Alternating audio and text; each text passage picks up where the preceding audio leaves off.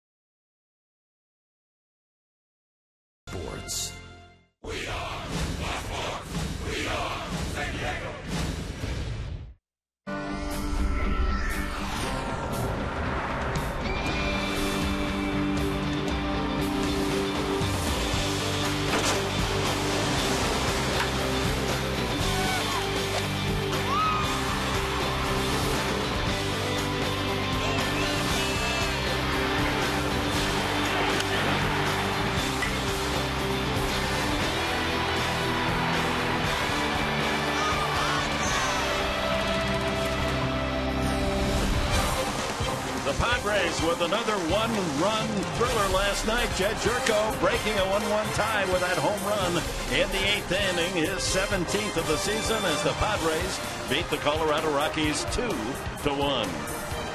And we're set for the final game between these two teams in the 2013 season. Will Ian Kennedy be able to shackle Troy Tulowitzki, hitting over 300 overall this season? Once again, the all-star shortstop with the Colorado Rockies. As we welcome you on this beautiful Sunday to Petco Park in downtown San Diego. Final game of the series and the homestand, the Rockies and the Padres. And if the Padres beat Colorado today, they'll move into a tie for third place in the National League West with Mark Grant, Hall of Famer Tony Gwynn, Dick Enberg. Happy Sunday to you. Sunday can be fun day, and we'll see what happens today as the Padres will look to young Jerko to continue his power hitting. What does he have to do? Well, I thought a huge at-bat last night. He had been struggling a little bit. He decides to back a ball up, high fastball. Look at this swing right here. Hands behind the ball, drives it to right center, or to the right field. And I think he could do this more often. I think one of the things that he's learning now is that you can't just go up to the plate all the time looking to pull. You got to take a shot sometimes, hit the ball the other way. He did that last night. Huge hit for the Padres. One of the great acquisitions by Josh Burns this season was getting right-hander Ian Kennedy from the Arizona Diamondbacks. He loves to pitch here at Petco Park. He does, and it's hard to believe it's already the 7th start for Ian Kennedy, and he really bounced back because the start prior to the one against the Giants, the walks were up, the hits were up. So last Monday, 6 solid innings, only 1 earned run, the 7 strikeouts. So what does he need to do? You know, Dick, you also mentioned at home here, the 3-1 record, very nice. Working down in the zone with that two-seamer, get a little bit of run on it, that changeup as well. But remember the big factor against the Giants. He worked down early in the zone, and then he'd elevate the fastball for a strikeout, or they couldn't get the top hand. They kept into the yard for an easy fly ball for Ian Kennedy. Well, counting his starts with Arizona here at Petco, 6-2 lifetime here in these environs. Well, Darren Balsley, the pitching coach of the Padres, has long admired the right-hander from USC. With more on that, let's go down to Kelly Crow.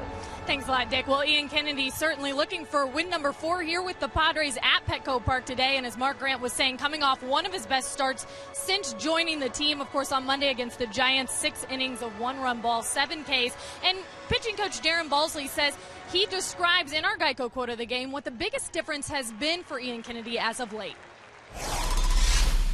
Well, I've seen Ian for years, and he's a fantastic pitcher in my opinion. What he's doing now better than he did early in the season, he's using the bottom of the strike zone early and then going to his bread and butter, which is a high fastball. He knows he has that in his back pocket whenever he needs it. He has good carry in the strike zone, and he can throw the ball by guys. Even though it's not high velocity, he has really good spin and really good carry up. But to do that, you need to pitch down the strike zone early, and he's been efficient at that. Buddy Black spoke about Ian Kennedy earlier this morning, saying he still thinks there are plenty of positives to come from Ian, and he says he expects a very strong September here. Guys, back to you in the booth. All right, Kelly, thank you. And September has been a good time as well as August for Ian Kennedy in his career since 2011.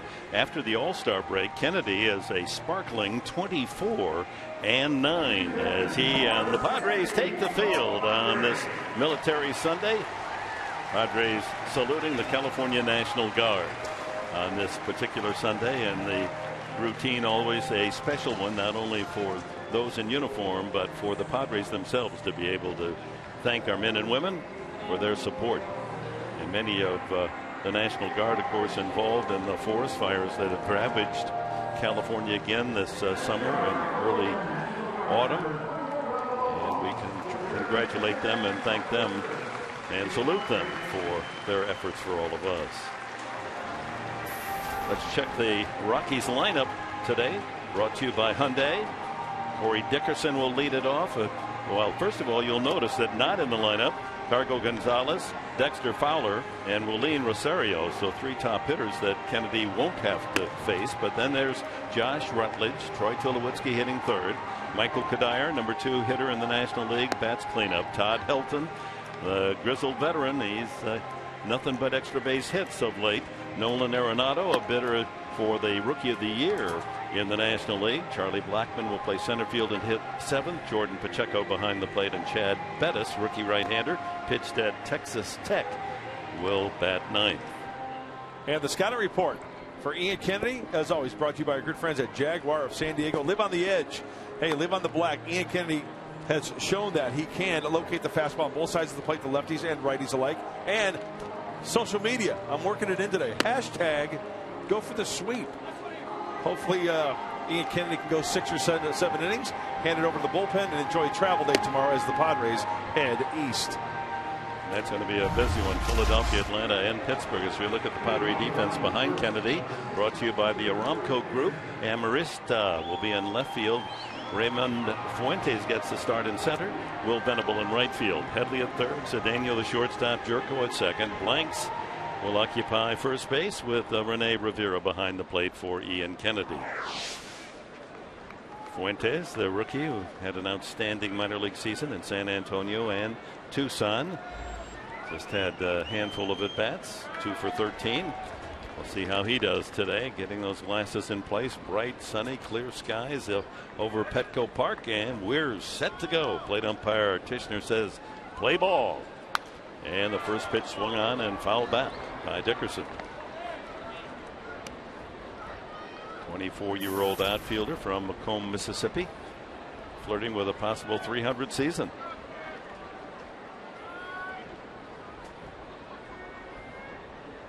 Padres with a couple of tightly contested wins, 4-3 and 2-1 in this series. Fastball backs Dickerson off the plate, 1-1.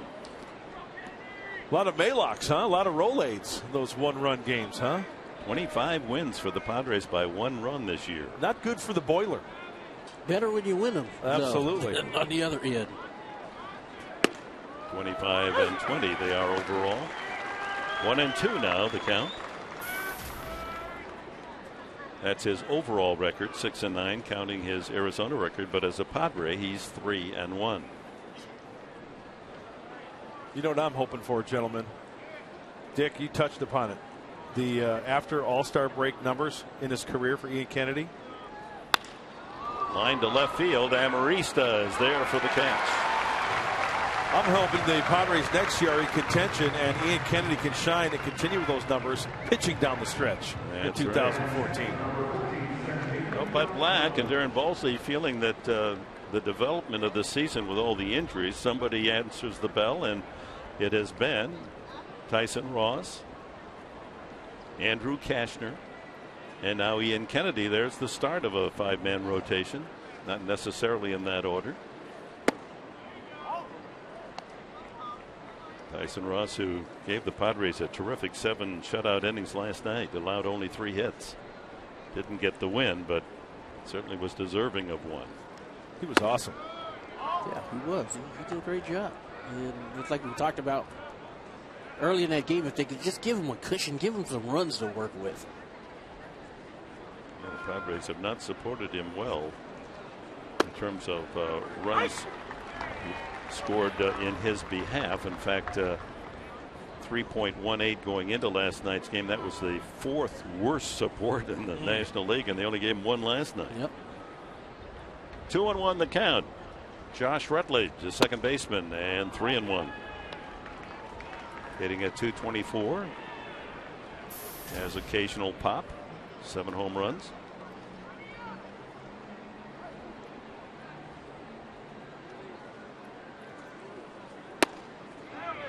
There's that paint that you like, Mark Grant. Living on the edge, Mr. Enberg and Mr. Gwynn. Little 2-seam fastball. And mechanically speaking for Ian Kennedy, going right toward his target, getting 2-seam movement away. Nice frame by Rivera. Out of play, and you saw Fox Track pinpointing that right on the outside edge. You know, one other thing about Ian, and I talked to him in Los Angeles, mechanical speak. He said sometimes he kind of works underneath the ball on the side of the baseball a little bit. And he's got to concentrate on staying on the upper half, working down, especially on his changeup. Ground ball sharply by Headley. In fact, off his glove into left field for a base hit. Just missed nearing that with the webbing of the glove. Headley. I think that was that changeup you were talking about. This one's up a little bit. Yep. Yes, it was. He gets on its side of it a little bit and it's elevated, and Rutledge gets a good look at it. And the half step there by Headley. He's thinking change up, maybe pull it down the line. Instead, it goes in the hole for a base hit. Brings up Troy Tulowitzki. Tulo, a single and a walk last night, 1 for 3, and the Friday night game. RBI double and a walk.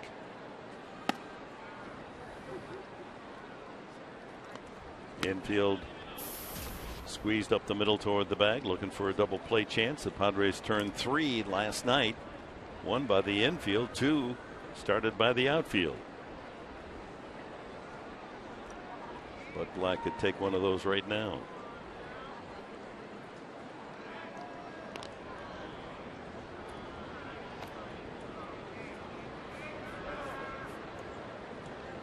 You know, looking at that double play where they deked him yesterday at second base, I'm surprised Kadire, I didn't see him picking up the third base coach at all, even after the fact. I didn't look in as either. far as getting to the bag. After he slid into the bag is what I'm trying to say. He didn't feel very good about being doubled up, that's for certain. I'm anxious to see what Kadire, there he is in the on deck circle, has in store today. He's going to want to make amends.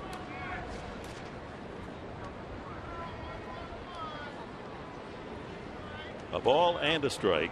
Tulowitzki, 22 home runs on the year. Fooled by the breaking ball. Got the jelly leg.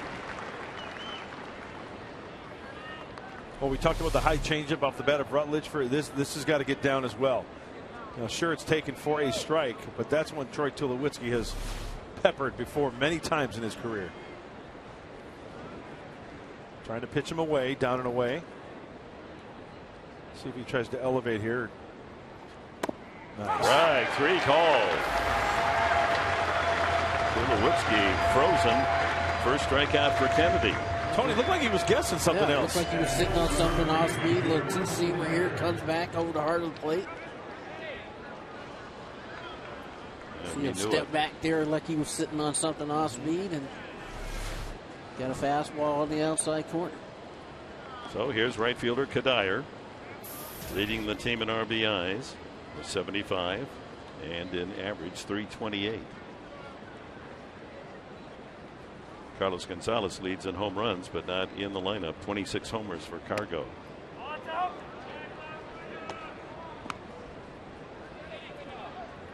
He's still battling that bad finger. He can play defense or be used as a pinch runner. That's a big bat to take out of the lineup. Gonzalez hitting .302 on the season, 26 homers, 70 runs batted in, 21 steals. The complete player, 5-tool player. Yep. And you lose Dexter Fowler, the Rockies. He re-injured a knee on Friday night. There's Dexter, takes out another 12 home runs and 19 steals. And for some reason, Rosario being rested again today. He's been double punishing in terms of his hitting against the Padres. Here's the slide by Fowler awkwardly on a steal, and re-injured that left knee. It's been bothering him before the series. Nothing serious, but keeping him out of the lineup again today. 2-0. Just missing 3 balls, no strikes to Kadire. You know, the one thing that the Rockies have been having going for them since day one of their organization, they've always had a face. You know what I'm saying? A player like Galarraga back, the big cat, right? Then it was passed on to Helton. He's been here for a long time. Tulowitzki's that guy. And Carlos Gonzalez. Yep. Now they're going to have 2. Dante Bichette back when Bichette back in the day, the Lake Street Bombers. 4-pitch walk to Kadire. So 2 on, 2 out for Todd Helton. There's Dante Bichette, hitting coach for the Rocks. Got a lot to work with. Well, offensively, this is a pretty good offensive club, but again, it's still going to boil down to pitching. Helton with a home run that gave the Rockies a short-lived lead in the 9th inning on Friday night. Padres came back, the home run by Headley and the walk-off single by pinch hitter Jesus Guzman. Hilton had a double last night. And he comes out swinging. His last 7 hits, as you look at his average with runners in scoring position and 2 outs, always a clutch hitter, have all been extra base hits, home runs or doubles the last 7. in the dirt. 1-1. These kind of situations against Helton, you usually have to make a good pitch because he's got a good eye. He really doesn't chase a whole lot of stuff out of the zone. You have to make a good pitch to get him.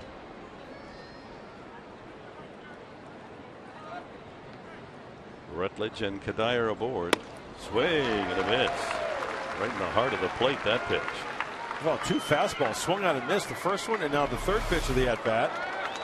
Ian missing with location because Rivera wanted away, but he ties up Todd Helton on the inside part of the plate. Still works to his advantage.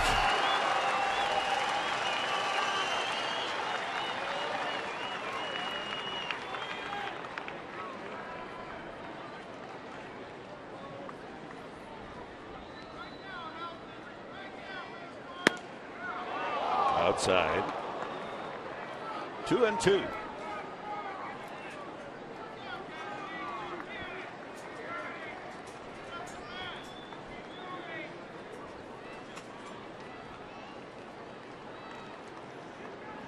Two outs, 2 on. 2-2 coming up. Todd Helton. Tony, question. I'm going to try to get this in because I know there's 2 outs. The previous pitch, remember the swung on fastball in? Yeah. But Rivera was set up away. Now, as a hitter, do you go back and look and say, okay, he missed with location even though I missed it because he wants to try to think of the thought process. He wanted to go away. Right. Will a hitter do that? Yeah. Go in and look? Go back and look because, 1-1, I'm sure he thought probably something was going to be out over the plate and said it was in. He got beat, and you go back and you look, you say, was he trying to go in or what? Yeah. Busy inning, 25th pitch for Kennedy. Hit well to left field. A long run for Amarista into the corner. Makes the catch as he crashes into the wall. Little Ninja able to run it down. That was ticketed for a 2-base hit and a couple of Colorado runs. Nice play.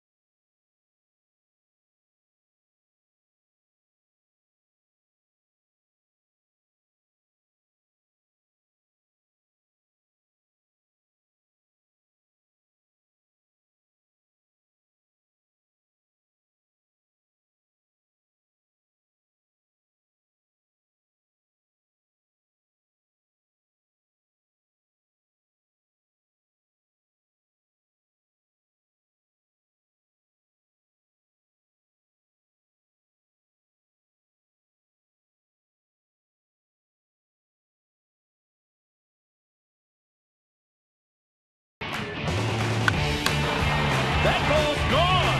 He's in there. Fair ball, and the Padres win it.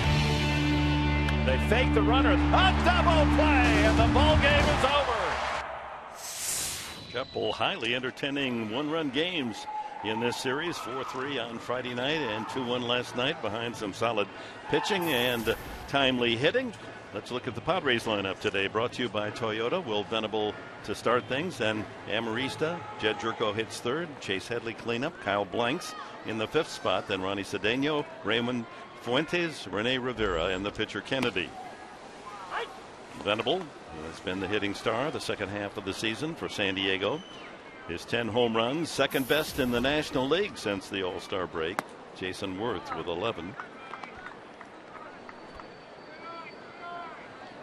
Chad Bettis, 6'1", 200-pounder, just 24 years of age, from Lubbock, Texas. 1-2 the count. This kid's been on the fast track to the big leagues, drafted in 2010, a second rounder. He sports a fastball, cutter, curveball, and a changeup. Mid-90s, he can get up there, guys. Works quickly. And that's strike 3? No. Will Venable starting as if the strike 3 had been called, but plate umpire Tisner says no, that's just a check swing, and the count is 2-2. He did the smart thing, though. He looked. You don't anticipate, you don't assume that he's not going to call it. So.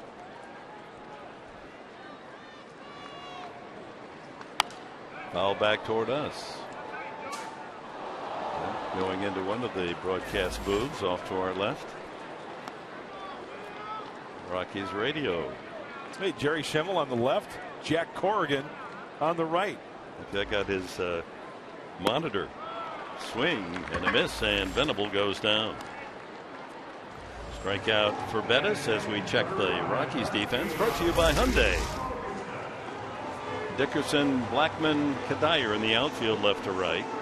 Arenado and Helton at the corners. Tulowitzki and Rutledge up the middle for the Rockies defense. Pacheco behind the plate for Chad Bettis. Amarista.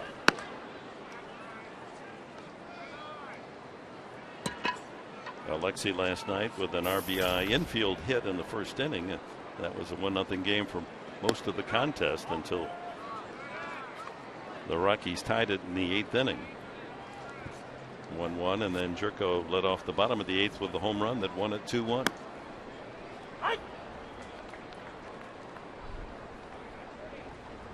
Nice catch by Amarista to close out the top half of the inning. 2-2. Been a long way for that ball. Made a nice play.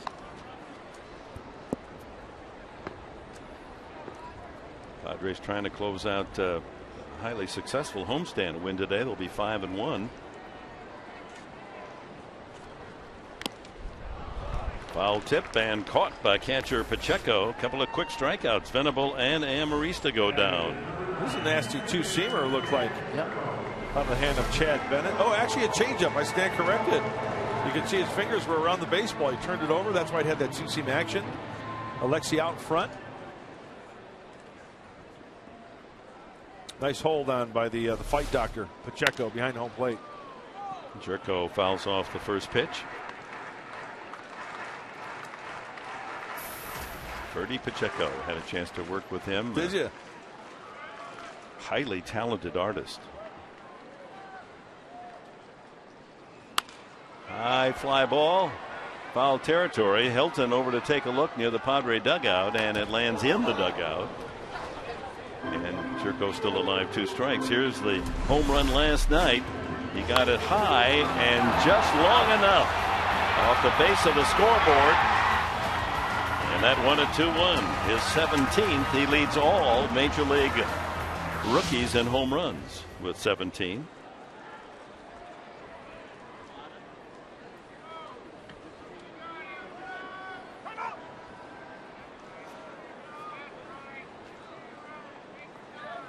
Couple of collegians battling here. West Virginia's Jerko, and he hits one high and deep to center field. Blackman back and makes the catch near the warning path. Just missed it. Jerko. Padres go in order. No score after 1.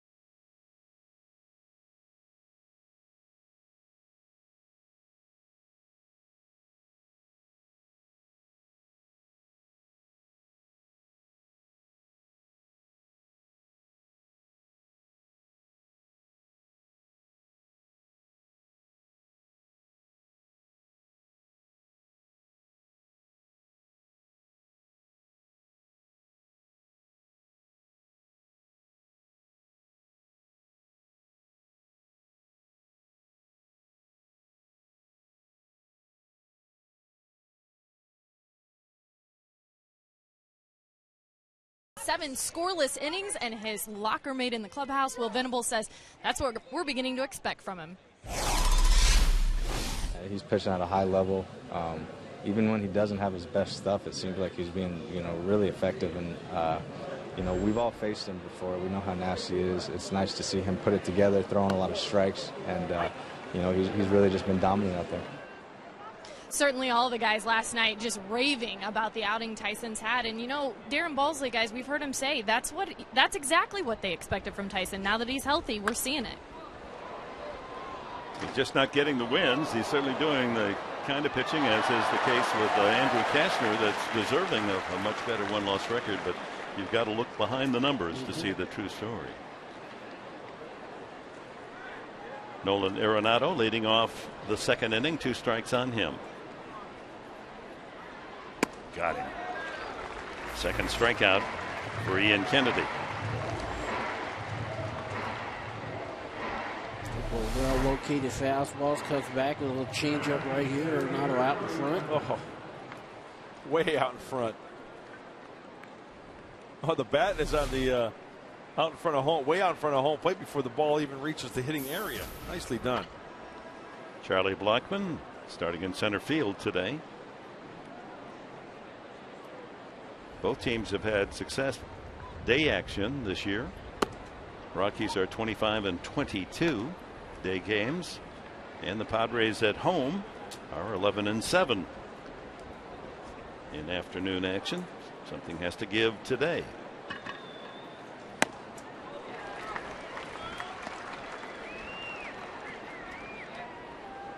Walt Weiss's team is on a 3-stop road trip, 3 here in San Diego, then up to San Francisco for 3, and 3 more in Arizona.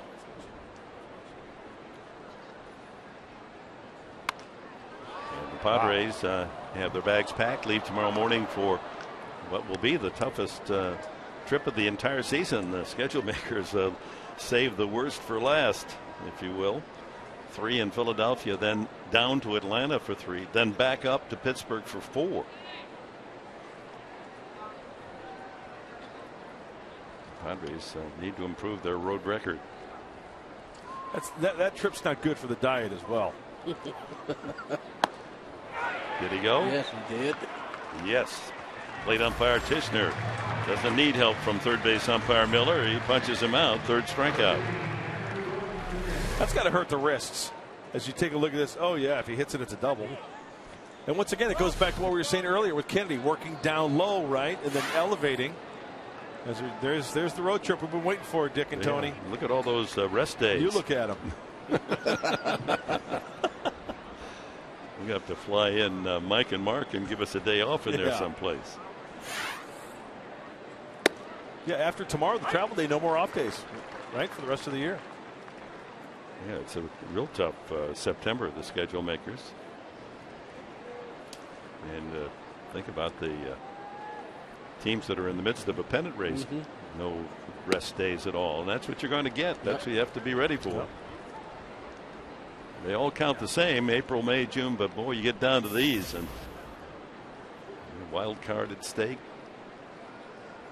The atmosphere in Pittsburgh should be pretty exciting for you guys, I'm sure. 1-1, and that one misses. It looks like the velocity for Kennedy, 89, 90-ish, right? Might see some swings and misses on that, but why? Because he's got good two-seam movement today. Yep. Good movement on that fastball at 89 and 90. And his change has been good, too. Yep. 2-1 to Pacheco. Guys just aren't pulling the trigger on that either, so that tells you that late movement. We've been out there pretty much all day today. That two-seamer, they just haven't pulled the trigger on it at all. Struck out the side. Arenado, Blackmon, and Pacheco. Kennedy with 4 punch-outs in the first 2 innings. His stuff working well early.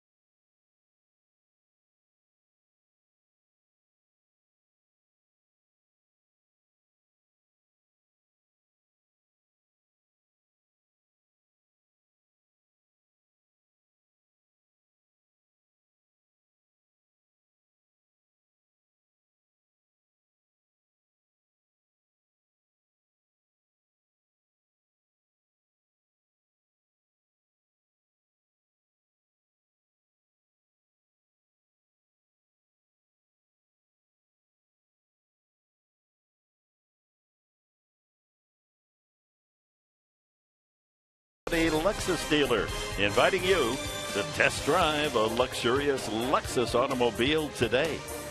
By Petco, where the healthy pets go. And by Farmers Insurance. Contact your local agent at 888-96 Farmers.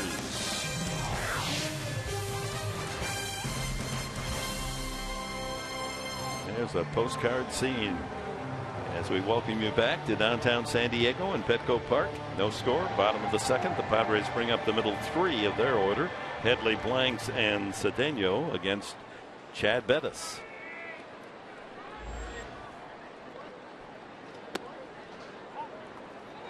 Bettis impressive in his first inning, striking out Venable and Amarista. Jerko fly to center. 94. Mid slap of that fastball.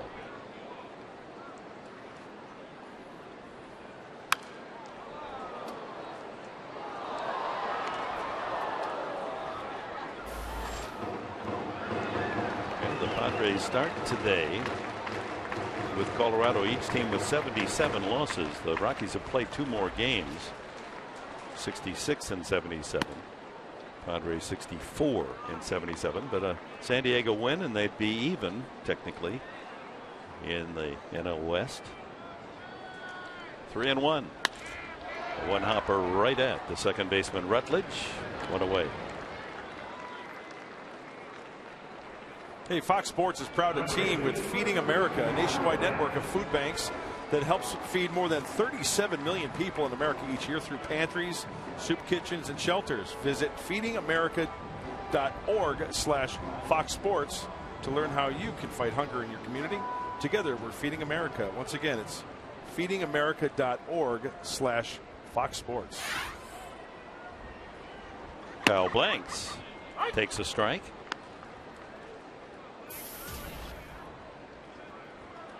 Boy, Bettis is a quick worker, isn't he? Yes, he is. And Tony, I was going to pose you a question.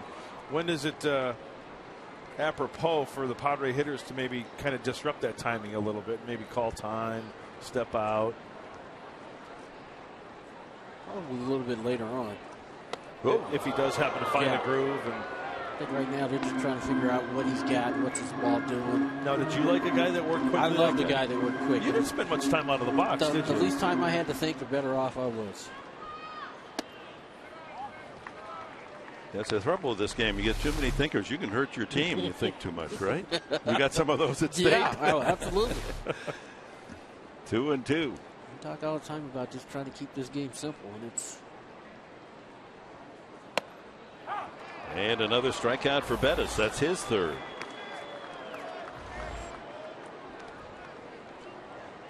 Yeah, he had mixed that changeup in there with 2 strikes this time. This is a 2-seamer. Good pitch. Yep. Pitcher's pitch. Right down Broadway.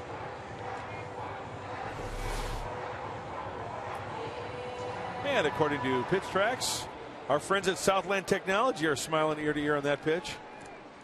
Says it's in the strike zone. They're not your great friends now? They didn't come this week? No, they're great friends. They're always great friends. Okay. Yeah. Robert and Grace Pedigo. We've got to get them over to our place here. I can't get half the stations. Can't turn on the TV? Yeah, well, the knobs aren't the same. You know, you go over in that knob thing. I was the remote control when I was a kid. Me too. Cedeno takes a breaking ball for a strike. Sit safely in 12 of the last 14. Last night he was 0 for 2 with a walk. Ooh, good breaker. Jumps ahead 2 strikes. He's hitting all his pitches in the strike zone. He had both guys today locating with all their stuff. Broken bat ground ball to Tulowitzki. A 1-2-3 inning for Bettis. He's retired all 6 men that he's faced. No score.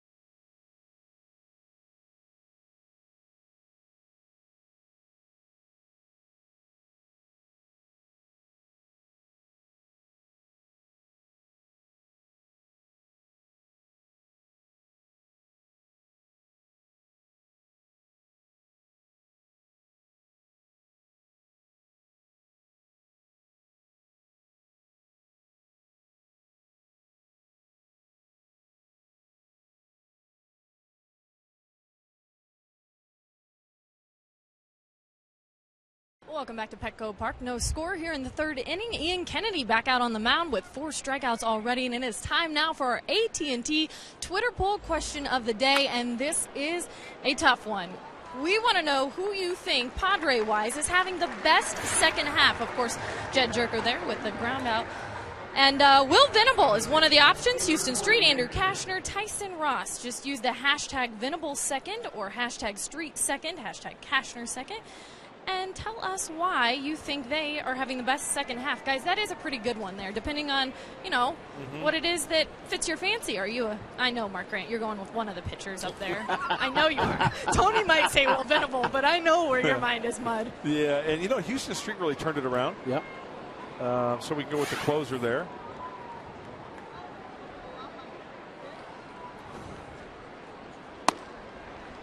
Chad Bettis, the pitcher, has rolled out to second for the first out here in the third inning. Corey Dickerson lined to left field to open the ball game. I'll tell you what, there's arguments for each of those candidates, right? Yep. And that is a good thing. And we've talked about it many times. It's not how you start, it's how you finish. Now, speaking of starting, and I think you guys will agree with me, please, please, please, Padres, next year, don't get off to a 2-8 start. 2 years in a row, right? It was 5-15 too. 5-15 after 20 games. 2-0. And 3-0 now to Dickerson. And then injuries came into play and yada, yada, yada. And next thing you know, Jed's a millionaire.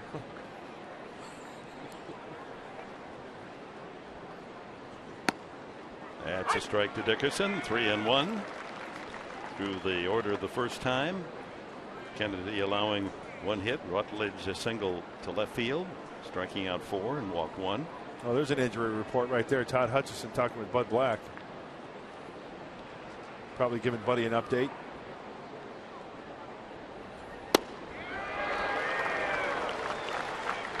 Good fastball from Kennedy, and the count goes full. 3-1 count. Dickerson obviously looking for something inside. But look at the location, Tony. Right at the knees or below. And once again, spot. missed. But it works to his advantage there.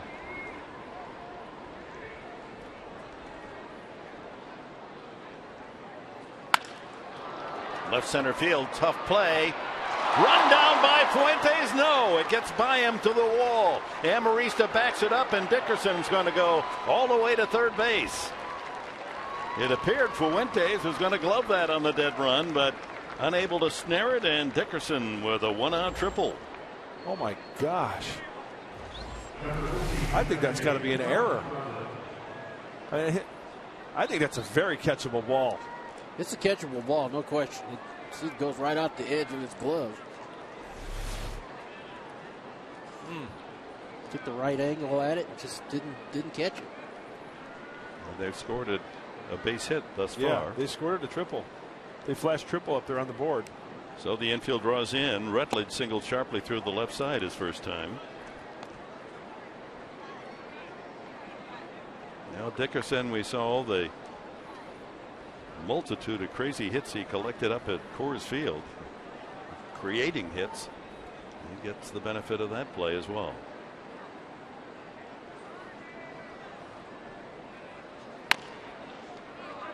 So here's where Kennedy bearing down, try to keep that ball on the infield. Of course, he's a fly ball pitcher. 10 fly balls to every 9 groundouts for Kennedy in the last couple of years. Fuentes thinking over what went wrong there. Just couldn't wrap the leather around that drive. Tony, I'm sure you've had some knuckleballs hit your way. I can't speak for Raymond Fuentes and how that ball was reacting off the bat, but it's got to be one of the tougher line drives or medium line drives to catch, huh? Yeah, No? I'm going to say no. I'm just being honest. I think he took the right route. He was there. He just missed it. Yeah. And sometimes that happens. And when it does, you're saying, okay, guys, pick me up here. Give me.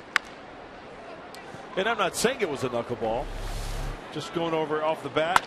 He hits it pretty good. It's got a little bit of a slice to it. But, and looking it's going at right that, to your glove side. That's a ball that, I'm sure he's going to catch, 99 out of 100 times. and off the left-handed bat, highly doubtful that that ball was knuckling. Right. Because you could see it You can see actually him slicing. tailing away from him. Yeah, I thought it was a catchable ball. 2-2 now to Rutledge. This is upstairs. Rutledge base hit through the 5.5 hole the first time. Good speed at third. Dickerson. Headley, Cedeno, Jerko blanks in tight, trying to cut off the run at the plate. Full count with Tulowitzki on deck. Pops him up, but it'll go out of play. Back of home plate.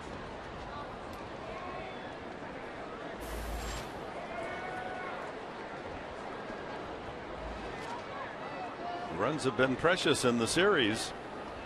4-3 and 2-1 scores. Padres scored in the first inning last night. That 1-0 lead held all the way to the 8th inning.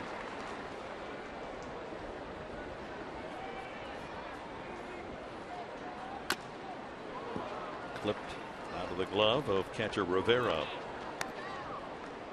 Looks like a perfect pitch there by Ian Kennedy. Two-seamer outside corner. See that ball working back, and Rutledge just gets a piece of it, fouls it off.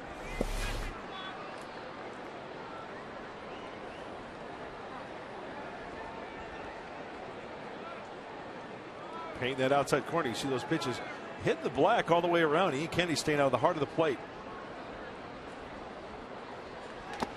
And he walked him. Second base on balls from Kennedy brings up Tulowitzki. First and third with one out. Tulo took a third strike his first at bat.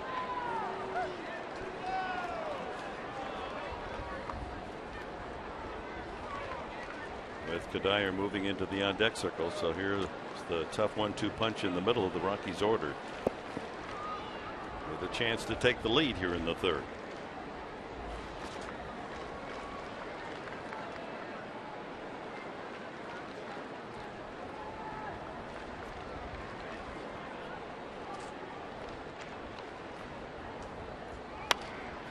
That's a looper. Foul territory, yes. That was going to be trouble if in fair territory. Tulowitzki in his career against Ian Kennedy. 22 at bats, 3 home runs.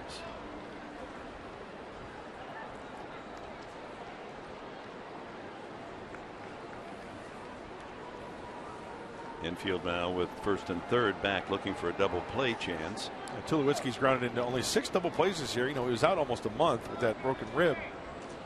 So 6 twin killings he's grounded into this year, or hit into.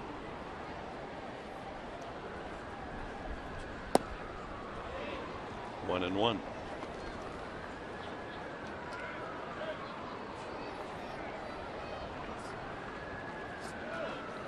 Nice breeze now freshening the air.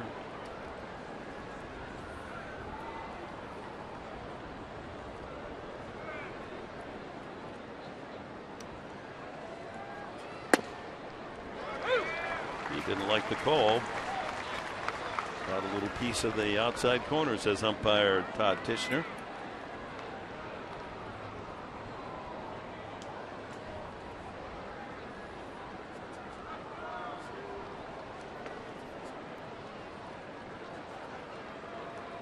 Dickerson at third, Rutledge at first. 1 out.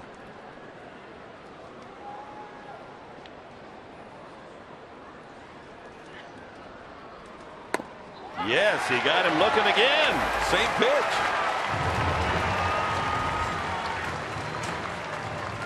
Five strikeouts for Kennedy. Let's go back to the first pitch. That looked like an off-speed pitch, changeup, way out in front. He cued it, worked underneath that one, the shoulder opening up, painting the outside corner. He got the call, and then once again, Tony, looks like Tulowitzki looking for something off-speed and took the old two-seamer right down the middle. Yeah, taking that little half step back, looking for something off speed and painting the outside corner. Kadire walked the first time. There it is again. Titchener giving Kennedy that outside edge, and he's working it in a healthful manner.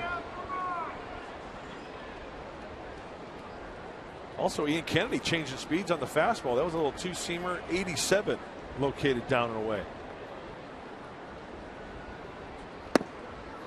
Trying to go outside again. When your location is that good, you can do that. You can take a little bit off that fastball. Try to get a ground ball, get somebody to roll over something. Both guys today, Kennedy and Bettis, doing a good job locating, putting balls right where they want them. Wow. Great movement. Right at the end. That's an ideal pitch. Right at the knees on the corner. Not a whole lot you can do with this. And that thing's running hard. And any hitter. Exactly. Not much you can do with that. A ball, 2 strikes to Kadire.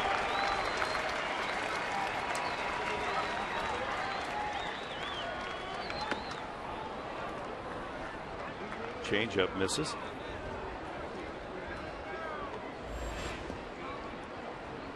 A lot of pitches for the 3rd inning, 60. Strikeouts will do that. 5 strikeouts plus a couple of walks.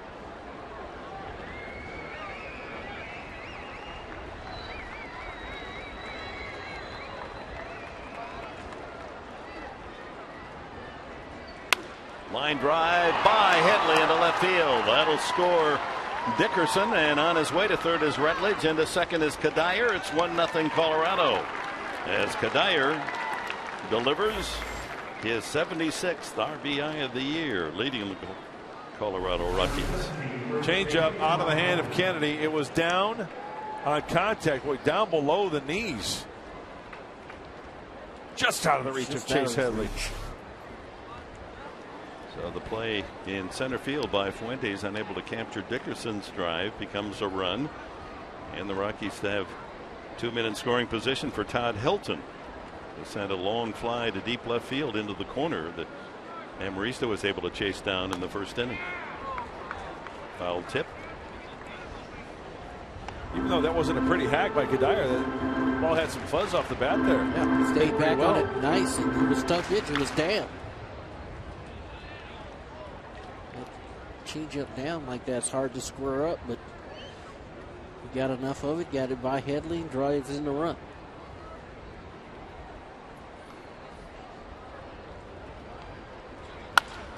Center field. Fuentes catches that one. And the Rockies settled for 1. A triple Dickerson, RBI double Kadire. 1-0.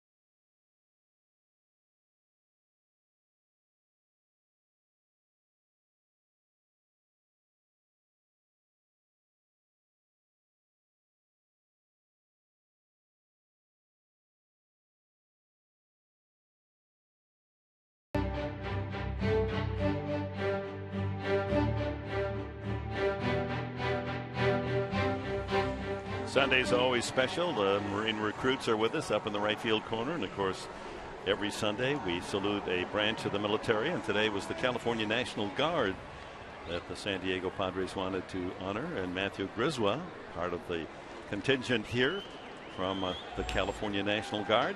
Joins us in our booth as the Padres trailing 1-0. It'll be Fuentes, Rivera, and Kennedy in the third inning. You a baseball fan? I am. Growing up here, years ago, I was watching Padres game as a kid. So it's kind of nice to come back after all these years. So you got to meet Tony Gwynn here, I suppose. Yeah, grew up watching him play ball. It's quite an experience. Never thought I'd be here. Kind of interesting being down on the field too, and it's the cavernous stadium.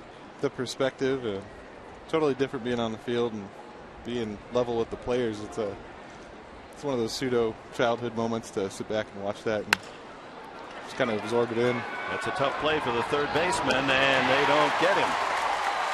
Fuentes with good speed, able to leg that out. A base hit, and that's the first hit for the Padres today. Well, we say it all the time in baseball. Speed is something you can bring to the ballpark each and every day. I tell you what, this is a nice play by Arenado. And then Todd Helton tries to work his footwork. He's so good around the bag. Watch Helton as Arenado gets rid of this one. He goes into foul territory, hoping that he'll be able to stay in contact with the bag. That's not the case. And Fuentes is aboard. Padres first base runner brings up Rene Rivera. There's some confusion about the National Guard. Now, you're a full-time member of the Guard. Yes, I am. A member of the U.S. Army, but in the National Guard here in California. Where are you based? We're based out of Los Alamitos, just south of Long Beach, at Los Alamitos Army Airfield. Matt, what are your responsibilities each and every day when you go to work? The primary responsibility is the aircraft maintenance during the week, so keeping the aircraft in the air to support the flight schedule, so all the pilots and crew chiefs, we all stay current. They got to be nice to you, huh? So that's quite a responsibility. No, but it's good. It's definitely, there's work to be done all the time. So secondary, we'll train guys. There's a handful of us that are full timers that are usually the trainers, instructors. Now, about 90% of the National Guard are not full time; they're part time, but they can be called up at any given moment, right? Correct. You'll see it a lot, especially during the summer with our aerial firefighting mission, where a lot of guys will come off work, take time off work to come in. They get called in, and we're just so short-handed that's putting all the crews together as quick as we can and getting everybody launched. Were you involved in the Yosemite fire? Yeah, we were up 2 weeks. First week was on the American fire, and then the second week was up on the Rim fire that was pretty popular there for a while. I like your patches, and I know each of them has a significant meaning. The one right in the middle, right over the heart. Rank. Rank. That's our rank. The right sleeve is kind of significant for us. It's our combat patch. So this will, to other Army members, they'll know what unit you are with when you're deployed. And that's just your unit of current assignment on the left side there. And of course, your rank can change. That's why it's Velcro. Exactly. Right? That was nobody liked it. The old uniforms, everything was sewn on, and they actually just changed the regulation so we can sew these back on. I like this one. No rest for the wicked. Yeah, it's our flight company patch. That's kind of a throwback to the old one piece. We called them the pickle suits for the aviation side of the house. What's a pickle suit? The big one piece, like the mechanic long type. zipper. Yeah, cover all looking. Got it. The pickle suit. I like it. The old pickle suits. 1-2 now to Rivera. And that ball in the dirt, 2-2 with Fuentes an infield hit at first base. 1-0 the score. We're in the third. National Guard, California National Guard saluted by the Padres on this Military Sunday. And I think we're all immensely proud of the fact that this organization, the Padres, have led the way in the major leagues in saluting the military. I know you men and women have felt that, and others throughout the majors have copied it. A good thing. Yeah, it definitely set a good footprint. And of course, we're partial to seeing. I love the jerseys with the camouflage pattern. That's always cool to see, and it's good that they've opened that up, and other organizations have taken after them. And it's nice to have that support and kind of get us publicized and out there. Right. Fly ball sliced into the right field corner, foul territory. A long run for Kadire. He can't get there. What Padres did you get a chance to talk to or meet, Matt? So far today, been kind of busy. Padres, I'm not sure. We were over by the Rockies side, the dugout on the third baseline, so I was just kind of starstruck when I saw Tony Gwynn in here. I am too, and we've seen him for many years. How many years have you been in the Army? Pulling up on 6 full time now. About 2 years full time and 6 years as just a guardsman in general. Base hit. Rivera finds the hole on the left side. That's the Tony Gwynn 5.5 hole. And the Padres have the first 2 men on against Bettis here in the 3rd inning. Now, multiple base runners at the Padres for this inning. The first time it's happened. And even if it is a single, well, Ian Kennedy, so many things can open up here. He can bunt him over. He can slash. He can do the San Diego slap. Put the ball in play. So the Rockies looking for the sacrifice. Third baseman Arenado will come to the cut of the grass, hold his own, trying to get the force over at third, while Helton will charge hard from first base. Good speed. Fuentes at second. And ball 1. Kennedy able to draw the bat away. Play any baseball yourself growing up? Just the standard little league, and ended up playing football in high school and college, so got away from baseball, but definitely spent about 5 years of my childhood playing little league. Where'd you go to college, Matt? University of Laverne. Oh, is that in Texas? No. Southern California. Yeah, here. Pomona. I always get mixed up with isn't there Laverne? Or no, I'm thinking of Lamar. Yeah. Okay. In Beaumont, I think it's in Beaumont, Texas. Fern over in that complex of colleges over Riverside area.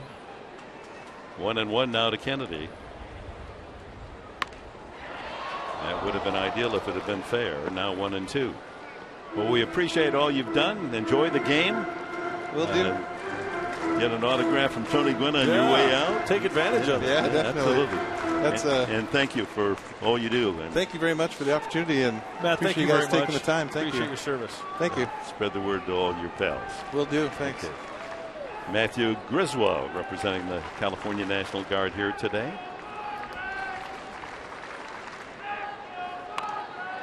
And the bunt is foul. Strike 3. So unable to help himself, Kennedy. That will disappoint the former USC star. 4th strikeout for Bettis. Top of the order. Will Venable steps up. Kind of poked at it right there and going foul. That hurts.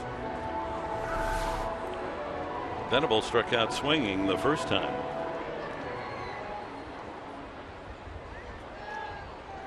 Leading the club in runs and hits and triples, home runs and RBIs.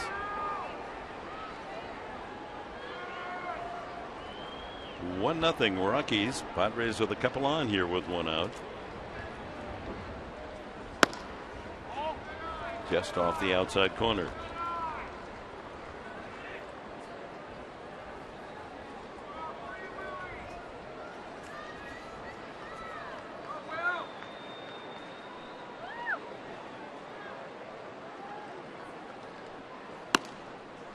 And 1. Well, we've talked about it years and years about scoring first and how that correlates into victory, and it's especially true of Colorado. When they score first this year, they're 52-21. They've got a 1-0 lead early against the Padres today. 2-1 now. That's a great record, and also, Dick, it always seems like Colorado has the home field advantage. They're 41-31 this year, but on the road, 25-46. For the Rocks this year, and Walt Weiss. And the Padres and the Rockies both have had great difficulty getting their share of wins away from home grounds. Good eye. Venable holds back, and it's 3-1.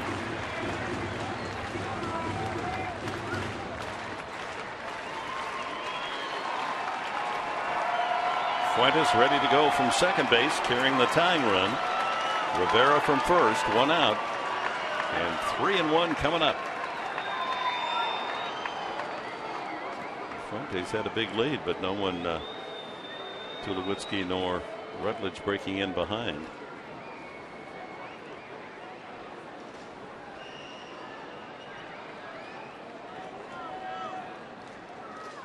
Ground ball, but it's right at Helton.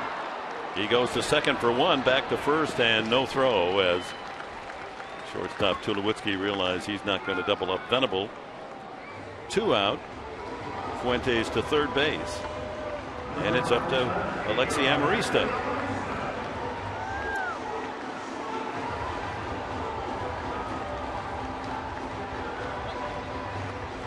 Amarista struck out swinging the first time. Oh, that's healthy numbers with 2 outs and runners in scoring position for Amarista, hitting almost 400. Right guy in the right spot. Be interesting to see if Will Venable does anything over there at first base. Put him in motion.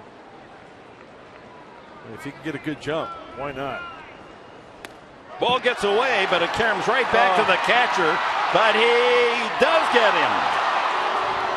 Oh, that's tough luck. The carom was perfect. Bounced right back to Pacheco.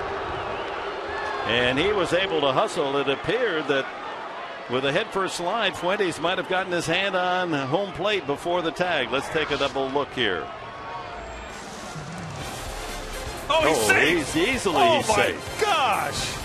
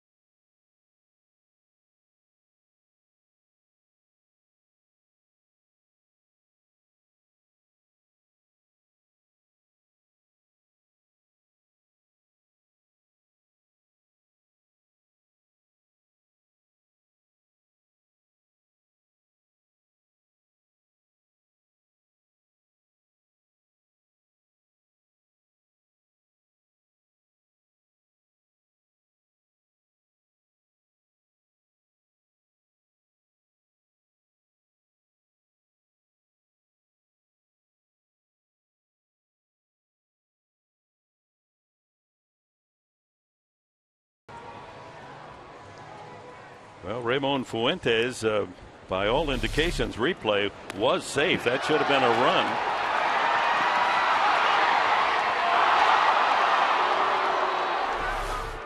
And from that angle, not as definitive. We have a better angle as first pitch is rolled to the first baseman Blanks, and Arenado out 3-1. This is the look right here. Watch the left hand.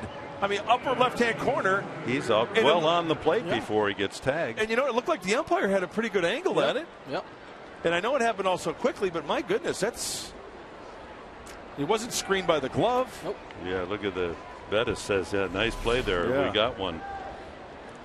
And Fuentes, being a rookie, not really going to jump up and argue with plate umpire Titchener. So it stays 1-0. We'll mark that one, see how important it plays as the game develops. Charlie Blackmon struck out swinging the first time.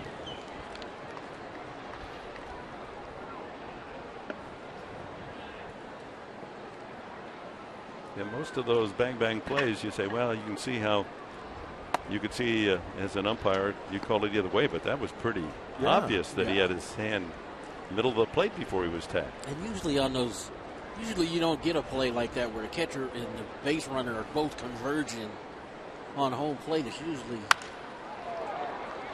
Oh, Cedeno unable to field that one hopper, and they're going into second base. He doesn't hurry, and he makes it. So Cedeno, after the ball got away, didn't hustle out to get it. And by the time noting that was Blackmon, so he hustled around first and kept right on going. It's a 2-base error. Cedeno. Padres defense a little loose on this Sunday afternoon. Yeah, very frustrating. This ball is hit sharply. But the hop is way out in front of Cedeno. I think that hop actually was on the grass, handcuffs him. But great hustle by Charlie Blackman. And Cedeno just kept looking back, didn't seem to be in any hurry to get the throw to Jerko. So a 2-base error, and the Rockies have a chance to add on to the 1-0 lead. Pacheco struck out swinging his first at bat. Ian Kennedy not exactly supported fully so far. Play out in center field. Dickerson's ball that should have been caught by Fuentes led to the first Rocky run. See if he can pitch around the air by Cedeno. Hit well to left field, and that's going to be over Amarista's head up against the wall. Here comes Blackman to score on a double by Jordan Pacheco. 2-0 Colorado. They quickly take advantage of the Cedeno error. Yeah, pitch it up in the zone here to Pacheco. Change up. Elevated. Yeah, that's going to get crushed at any ballpark. Yeah. The Rockies going into this series ranked #1 in the National League in total bases because of the doubles and the triples. They're first in triples, but 5th in the doubles category. This is the 13th for Pacheco. Charlie Culberson is going to pitch hit for Chad Bettis. We knew that was coming. They wanted to use both the rookie Bettis and veteran Roy Oswalt, who was coming off the injured list. So Oswalt is going to take over in the next inning, the bottom of the 4th. Culberson making a big play last night, knocking the ball free from Nick Hundley's glove on a play at the plate. He was inserted as a pinch runner. There's the veteran Oswalt, who's had some great seasons in the National League, primarily with Houston.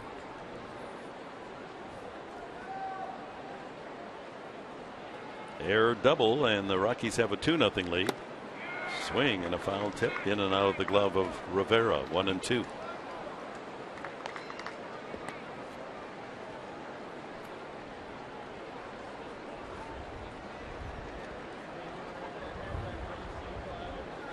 Leadoff man Corey Dickerson on deck.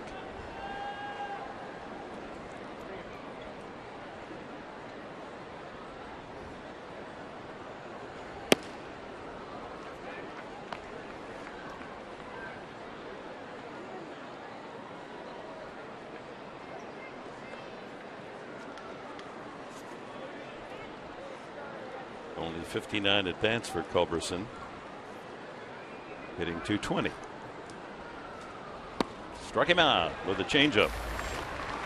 6 strikeouts for Kennedy. 2 out. And leadoff man Dickerson steps up. Boy, he really stayed on top of this changeup.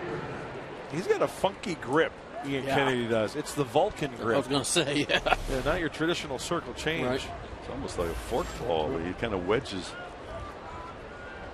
See, he sets right there with it, and then he'll adjust accordingly in his glove to what pitch is thrown. But that's the changeup grip there, and I'll tell you what, I've tried. It hurts my hand. Yeah, I mean that's between the middle finger and the ring finger. Yeah. And traditional circle change is like that, right? Ian Kennedy does this.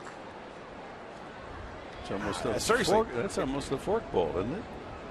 Fork ball with your middle fingers, yeah, like you said, the ring finger and the there it is. Of course, it's a little different on the seams there. Yeah, but it's pulling on that goodness on that horseshoe side. Yeah. Dickerson has hit the ball hard both times. He lined out to left, and then he lined again to left center. That was the ball Fuentes raced over into the gap. Seemed to have a play on it, but it got through his glove all the way to the wall for a triple. Ruled a triple, and Dickerson then scored on Kadyr's double.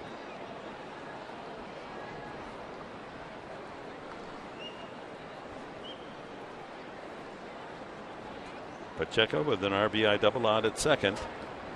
We're in the 4th inning here at Petco. 2-0 now, Rockies.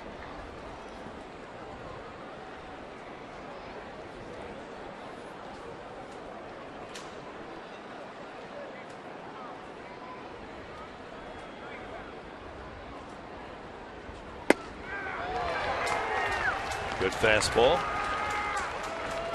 just don't seem to take good hacks at that fastball when it's down like that. Two-seamer. Yep. Just on that pitch fast. Dickerson just can't get hurt down there. Yep, not going to get hurt very badly. They haven't taken good hacks at it all day.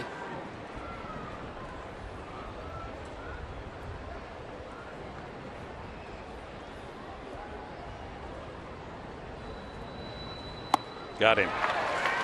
7 strikeouts for Kennedy. The Rockies get an unearned run in the 4th on the Cedeno error and Pacheco's double.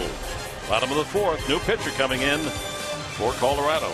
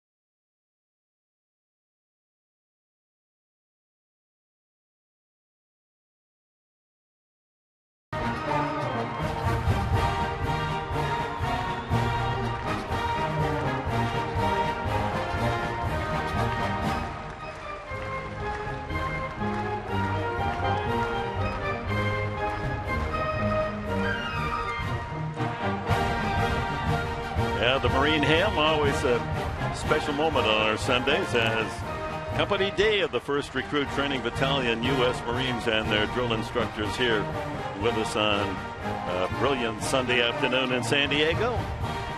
Godspeed to all you young men and women.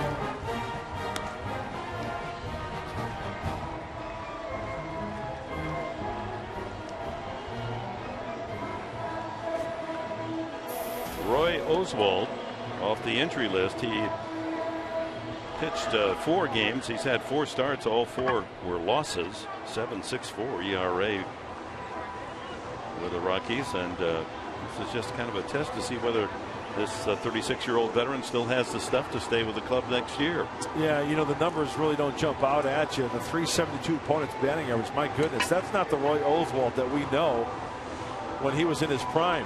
Throws the fastball, changeup, curveball, slider. High 80s to low 90s on the fastball. Touching maybe 94 for the veteran right-hander. 3-time All-Star, 163 Major League wins. Led the league in ERA 2006 with a 2.98 ERA on the season. Tell you what, guys, and we know this without saying it, when he was on in his prime, he was nasty. Good fastball, that good yacker. Not bad numbers in relief. Just 21 relief appearances. This one would rate in the unusual category as Amarista fouls it off. He was at the plate, Amarista, when the wild pitch from Chad Bettis went all the way to the screen, carrying perfectly back to Pacheco. But even at that, Fuentes with the speed had his hand on the plate when he was called out by Todd Tichenor, the plate umpire. And the Padres denied. It's 2-0 now, Colorado. Soft ground ball to second. Rutledge over to Helton for the first down. That'll bring up Jed Jerko. Jerko flying to center field. Sorry, Dick, that's that slow breaking ball right there by Oswald. Yeah, that's what I remember about Roy in his prime. He would have that quick kind of herky-jerky delivery and that arm speed and that curveball was just kind of. Yep. It wasn't an Eric Stoltz curveball, but it wasn't a power curveball either. It was kind of those in-betweeners. It was just like the one he just threw just enough to get you out on your front foot.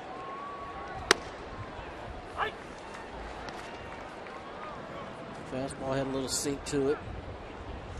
I'm sure that's something that he's wanting to work on later in his career. Create a little movement because the velocity isn't quite like it used to be. And, of course, locating. There's that curveball. 2 strikes to Jerko. Houston traded him to Philadelphia at the trade deadline 3 years ago for J.A. Hopp, Anthony Gose, and Jonathan Villar. A couple of years with the Phils.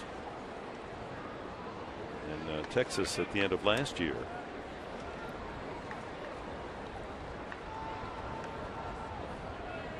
Slow curveball and pounded foul by Jerko. Now Jed Jerko with the 17th home run of the season last night. And he leads Evan Gattis of Atlanta. Major League rookie leaders in going long. Puig with 15. And that's with Jerko missing a full month of the season. Of course, Gattis has also been on the injured list. Outside. Not by much.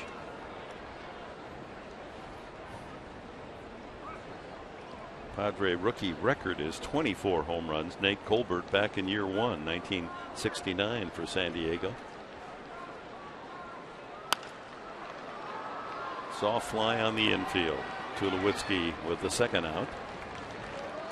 That'll bring up Chase Headley. And I know we've talked about this before, but that was back at San Diego Stadium when you had to hit it over the concrete wall. The big wall. There was no inner wall, inner fence.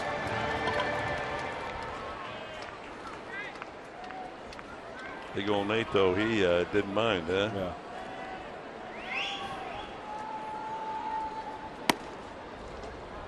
Pretty good fastball there. 89.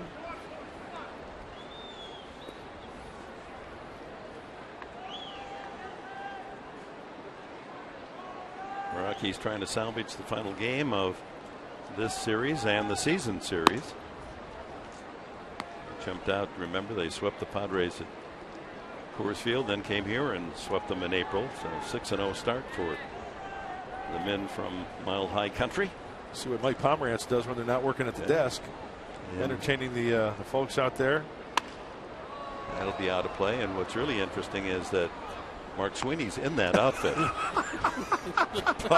Pomerantz has got the top part. Sweeney's got the lower part. How does that guy do that on that slope of that? Oh my gosh, that's a talent. That's a skill. 1-2 to Headley. He just reaches out and punches a one-hopper to the second baseman Rutledge, and the Padres go quietly. Stay on the infield. 1-2-3 against Oswald in the 4th.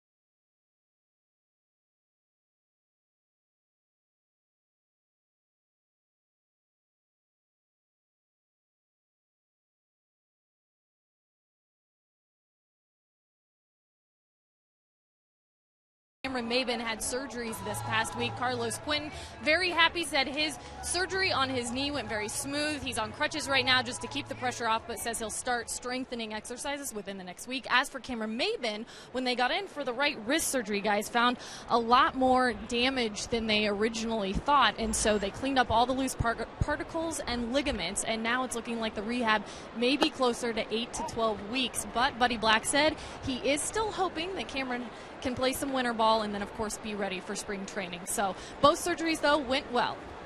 Well, that's good news. Thanks for that report, Kelly. And in some ways, they say it was worse than they thought, but that's a good thing that there were some things in there bothering Maben they didn't know about. Now clean it all out. Right. Get rid of those bottle caps and license plates. And found a tennis shoe in there. Golf tee. Yeah.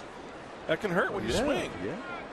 How many times did you have your knee cleaned out, Tony? 10. 10? Yeah, 10 surgeries. 2-1 to Rutledge.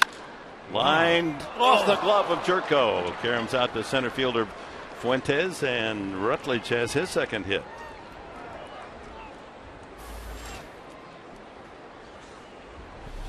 Rockies just finding the openings here today, aren't they? Just knocked the glove of Jerko. He thought he should have had it.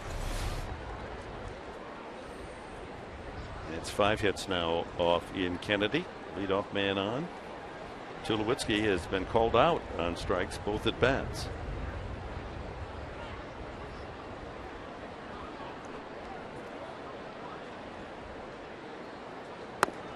Takes a strike.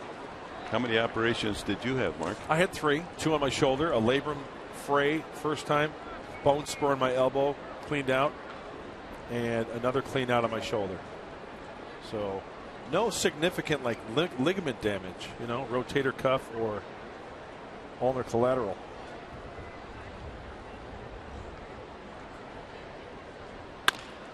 This could be 2. Cedeno goes to the bag himself and completes the 6-3 double play. There's that ground ball that Ian Kennedy wanted after punching out Tulowitzki 2 times. Cedeno says, I'll take it myself. Thank you very much. 7th time that Tulowitzki has grounded into a double play this year. That was as if the coach had hit a fungo to you there. That was a beauty. Michael Kadire, a walk and an RBI double, takes a strike. We're talking about Maben's surgery. It's going to be nice for him to know that they've got all the stuff out. Now there's nothing to worry about now. You just cleaned it all out and can rehab. That one's curling into foul territory and just into the alleyway down the right field line. Get him 100% next year. Maybe 2014 is the year where the Padres have good luck with the injuries and not leading the major leagues in days on the DL, which they did last year and again this year. Soft fly ball center field, and Jerko goes out to collect it on the run. Ran a fly pattern there, over the shoulder catch to deny Kadire a bloop single. Halfway mark in this one.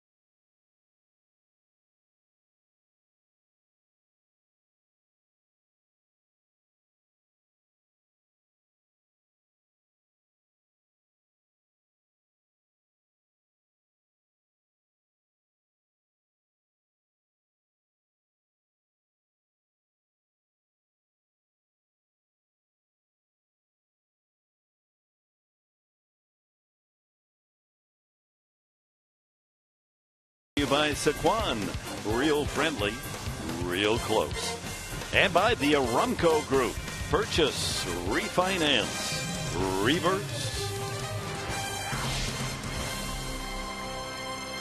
And welcome back to Petco Park with Tony Gwynn, Mark Grant, Kelly Kroll, Rick Enberg. Pleased you're with us. Sunday, Military Day here at Petco Park.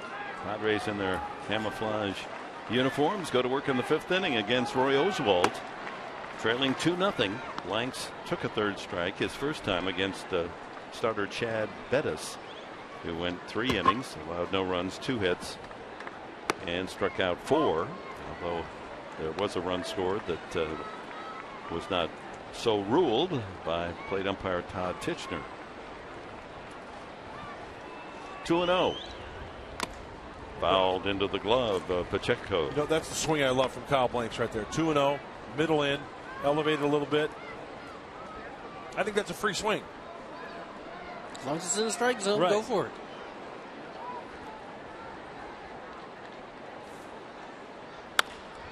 Ground ball up the middle and into center field. Didn't hit it hard, almost a check swing. But as you pointed out last night, Tony Gwynn, that's the biggest area to hit. Contracted too much. Chargers fans, it's time to bolt up. Each week, join Laura McKeeman as she talks with Coach Mike McCoy and his team about the road ahead, from the front office to down on the field. Chargers Insiders, Thursday at 3:30 and 10, right here on Fox Sports San Diego.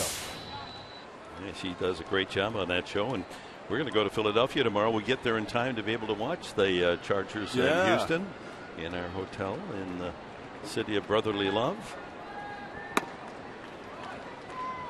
How come you never give me any love when we go to Philadelphia? Aren't we brothers? We are brothers. Okay. And I'm going to bring you to that Thai store. All right. In Philadelphia. I thought it was the Thai restaurant. I mean, let's not we'll do that as well. And we'll tie one on later at the local tavern down the street. Very good. No, just kidding. Tie one on. You mean you tie? Right. Yeah, you never take me to that tie shop. I want to get a couple of new neckties. Cedeno backs away. Grounded to short his first time. Blanks able to punch a slow rolling single to center field to get things started here in the 5th inning. That's a 3rd Padre hit. First off Oswalt.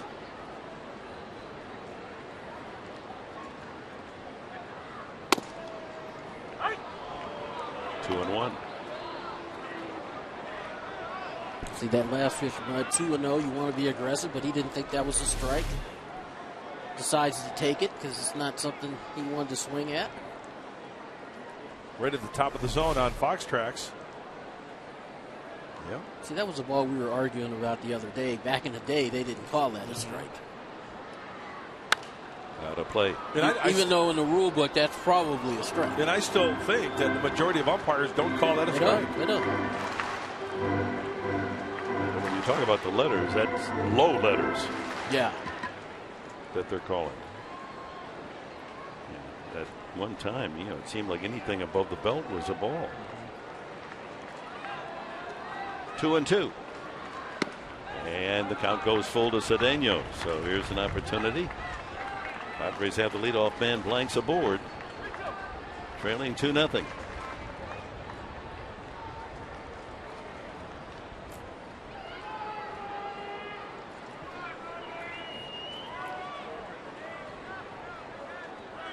Runner goes, ground ball up the middle, that's through, and right on to third goes Kyle Blanks. Cedeno follows Blanks' lead and singles right back through the box and into center field. That's pretty hard to do with the runner going. Somebody's going to cover second base and still hit it hard enough to get up the middle. And Blanks go first to third. How about the bottom of the order? Blanks, Cedeno, Fuentes, Rivera, each with a hit. A little bit of movement on the infield there. Blank's ball was not hard hit, but Cedeno's was drilled, and he able to scoot it through. Ground ball to the center fielder. I know one guy up here loves that play. It's one of my favorite plays. Fuentes, an infield hit. with the third baseman Arenado off the line at third. He dribbled one toward the bag at third and then legged it out. Chance to pick up his first major league RBI. 1-1.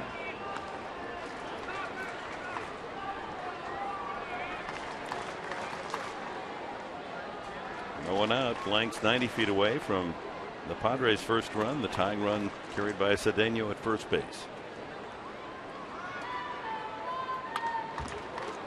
1-2, and Fuentes at third base. Amarista aboard. Wild pitch. The ball comes right back to Pacheco. And Fuentes was ruled out, but clearly had his hand on the base long before the tag was made. That's a flat out miss by Titchener. 1-2 the count. Ground ball left side. Arenado's going to come to the plate, and Blanks pulls up. And now they get the long run down. That allows both runners to move up. He may miss the tag. No, they said he ran out of the baseline. Titchener says that Blanks left the proper path line to home plate. So Titchener has punched out Blanks, but Blanks nevertheless did a good job of getting in the long run down and allowing the runners to move to second and third. Now watch where Oswalt is standing. He's in the baseline here. Arenado comes with the throw to the plate. Blanks does a great job of making Pacheco throw the ball, so now the runners can move up. And there's Oswalt right in the zone. He's right in the line. He didn't go. You're allowed to get out of the way. You can go. He's not out of the baseline. He just stepped out of the way. So Titchener has, in essence, accounted for 2 runs in the game, and they both have gone against the Padres. That one might have been ruled okay and a run scores, and the other one where the replay show that Fuentes definitely was safe. Titchener is a major part of the scene today. It's going to be interesting here in the future when they go to the replay rule, because that one is probably a judgment call by Titchener saying he was out of the baseline. Right, trying to avoid the tag and therefore going out of the baseline. Yeah, Fuentes coming in head first, so that could be a reversal, I think, next year. 5-2-6-1 if you're scoring. Cedeno able to move over to third, and Fuentes to second. And Rivera with a chance to tie it up on a base hit. Yeah, still good base running by Kyle Blanks, getting that, forcing him to throw, run him towards home plate so the runners could move up an extra 90 feet. So with one out, second and third. Rivera, sharp single to left field his first time.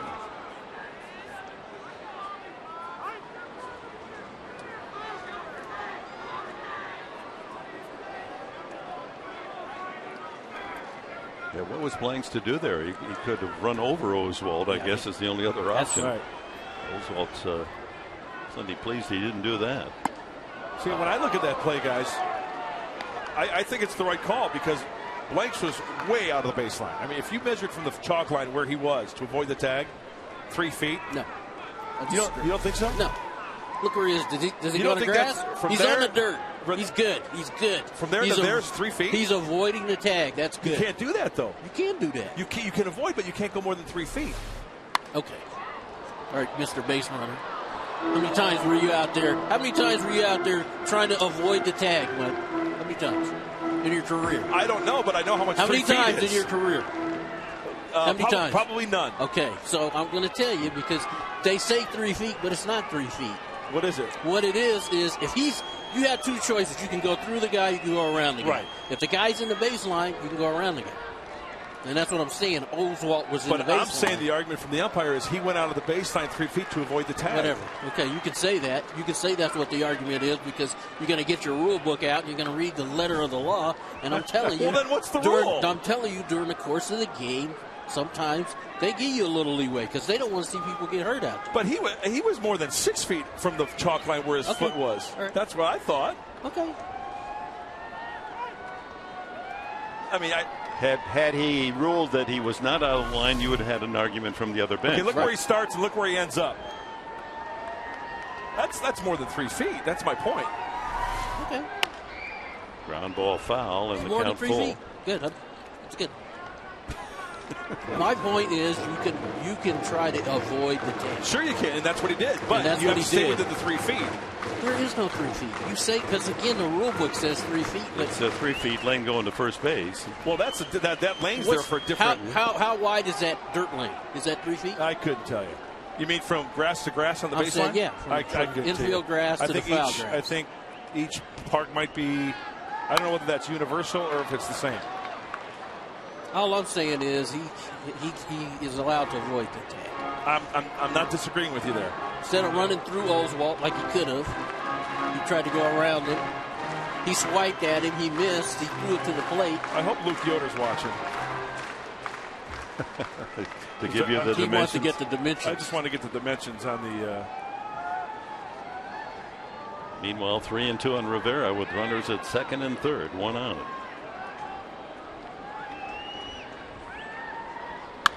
Line drive to right field. Kadyr's there, tagging.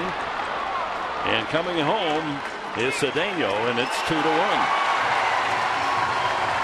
Rivera, his third RBI as a Padre. And you can thank Kyle Blanks for that, getting in the longer rundown to get him over there. So now you can score a run with an out, and they do. And Ian Kennedy's going to be lifted for a pinch hitter, even though this is just the 5th inning. Arcatse with the bat.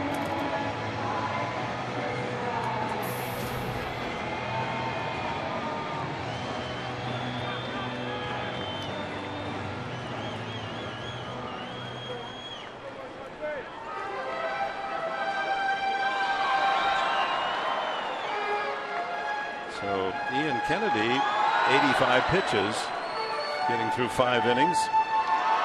Lifted for the chance to tie it up here. Katse with Fuentes' good speed at second base. There's a couple of veterans that have seen each other a few times through the years.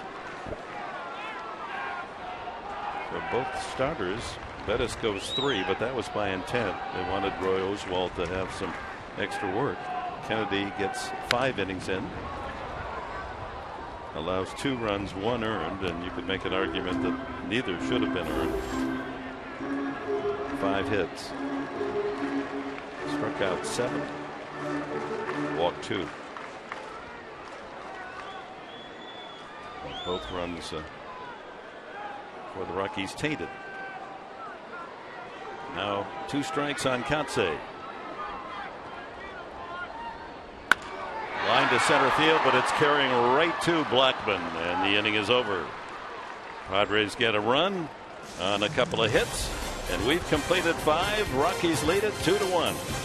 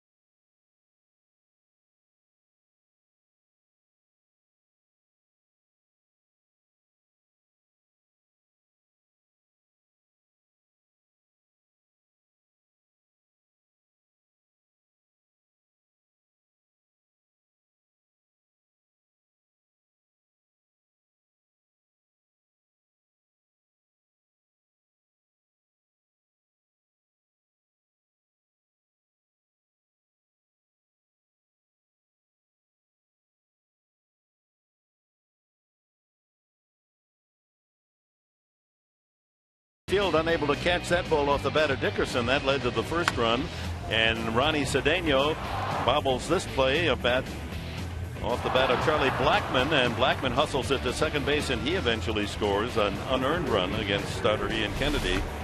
You could make a case for the fact that neither Rockies' run should have been earned. One is because the official score ruled Dickerson's ball a triple, not an error on Fuentes. Meanwhile, the Padres unlucky at play at home plate. Fuentes called out when he was clearly safe on the replay. And then at least in our booth, a controversial call as Blanks does the Olay move away from a tag, and is called out for leaving the baseline. Any runner is out when he runs more than 3 feet away from his base path to avoid being tagged, unless his action is to avoid interference. Well, you could interpret that saying he didn't run away; he just jumped away. Yeah. Does jump count? It's 2-1, and Brad Boxberger, top of the 6th inning, faces Helton, Arenado, and Blackmon with a score 2-1 Colorado. I have to be honest, Dick. I just like to get Mud's dander up. I think it's good television. Now, where's his dander? Now, just do ball guys have dander? I just think it's funny that he knows the baseline rules, not being a base runner himself. Well, he's a student of the game now. Come on. No, I wouldn't go that far. Blanks with a long underhand toss to Boxberger to get Helton 3-1. Arenado comes up. He's struck out and grounded out. The rule book, though, that's a tough read. You know what it is? Oh, it's umpire's discretion is really what it is. And there are some guys that will let you, because they don't want to see contact, let you avoid the tag. And you try to make the play, and maybe it is more than 3 feet, 6 feet, 7 feet. And some guys are going to go by the letter of the law. Tony, you make a good point, because I'm wondering if the umpires know each ballpark, and this might be a stretch, where the foul line is to where the cutout of the grass is, what the distance is there, just so they can have that as a reference. I'm sure they do. Does that make sense? I'm sure they know. Like if home plate umpire knows the distance between there to there, the chalk line. Looks like about 4 feet to me. Well, just going down the first baseline where you have the double white line. Right. The runner has to stay when he's running down the line, catcher's throwing. Right. You have to stay in the lane. You can't go outside the lane. Well, there isn't that lane on the third base side. Swung on in this strike 3. But if you look, you try to erase the lines that are on the first base side, and you look at the path, just the dirt path, they look identically. So if that's true, then the dirt between the foul line and the grass on the third base side is about 4 feet. Yeah. And Mud said he went 6 feet. Because he got a size 14 shoe and he stepped on the grass. He stepped on the grass. He went 6 feet.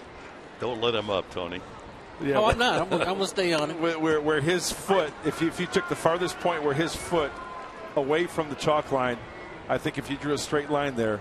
Yeah, he said you laid down on the floor here during the break for us to show us that you were 6'2", and he went further than that.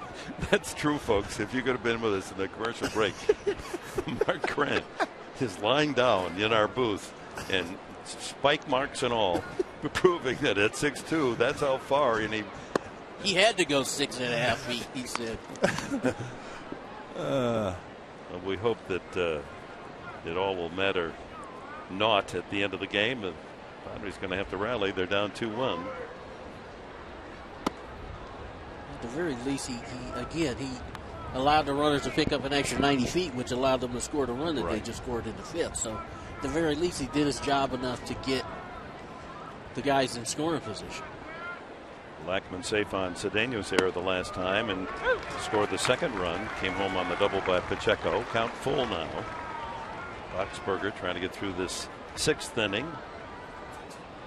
3 up, 3 down. Fouled at the plate. Well, I got a text from Luke Yoder. Luke, first of all, thanks for watching. Our base pass or 5 feet wide. 5 feet. 1 foot to the foul line, 4 feet on the other side. Some people have 6 foot base pass. Some are different. There's no rule on how wide the base path has to be. So 4 feet. Yeah, so dirt from there between, to there yeah, is 4 feet on the third base side. Luke, you do a great job. I love your lawn. What did he think? Should he have been safer on it? He's not going to get into that. Well, what kind of groundskeeper is that? A good one.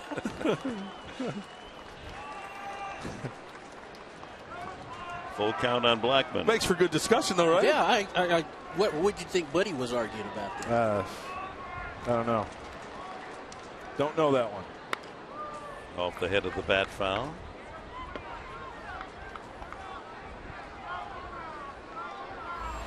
I would at least go out there and ask petitioner, okay, what'd you see? Tell me what you saw. That's usually what Buddy says. And that's you give him a chance to explain what he saw, and you decide if you agree or disagree.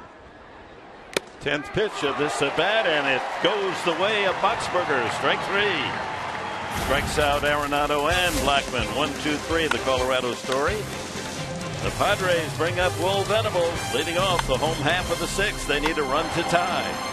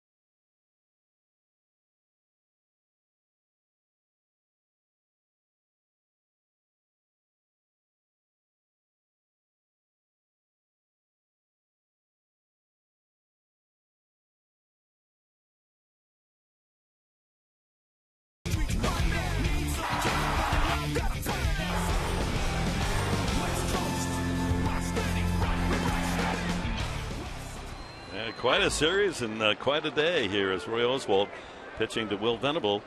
Boy, for a minute there, the way you two were going at it, I thought Al McGuire and Billy Packer were in the booth. It looped out a play by Venable. They used to get into it? Oh, all the time, over everything. Yeah. Billy said red, they all said blue. It just they couldn't agree.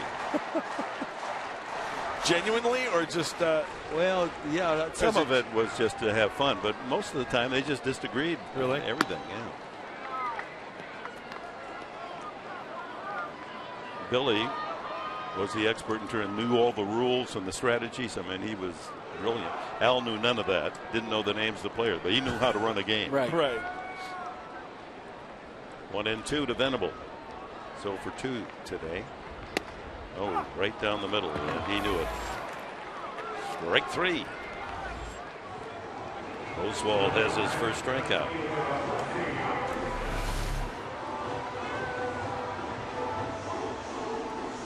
We saw Tulowitzki from the right side 2 times, and that's a 4-seam straight fastball. And I'm guessing he's looking for something off speed there, or a different location.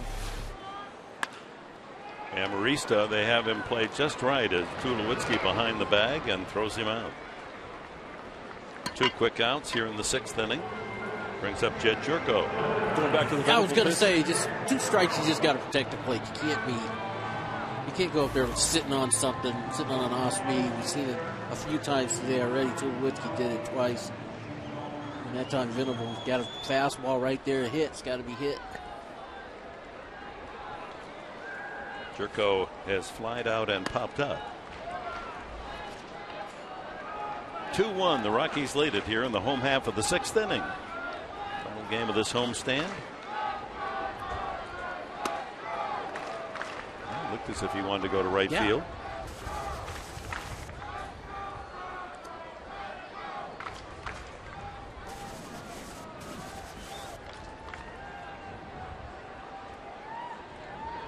Ooh, good. Some seamer in there. Yeah. Down and in.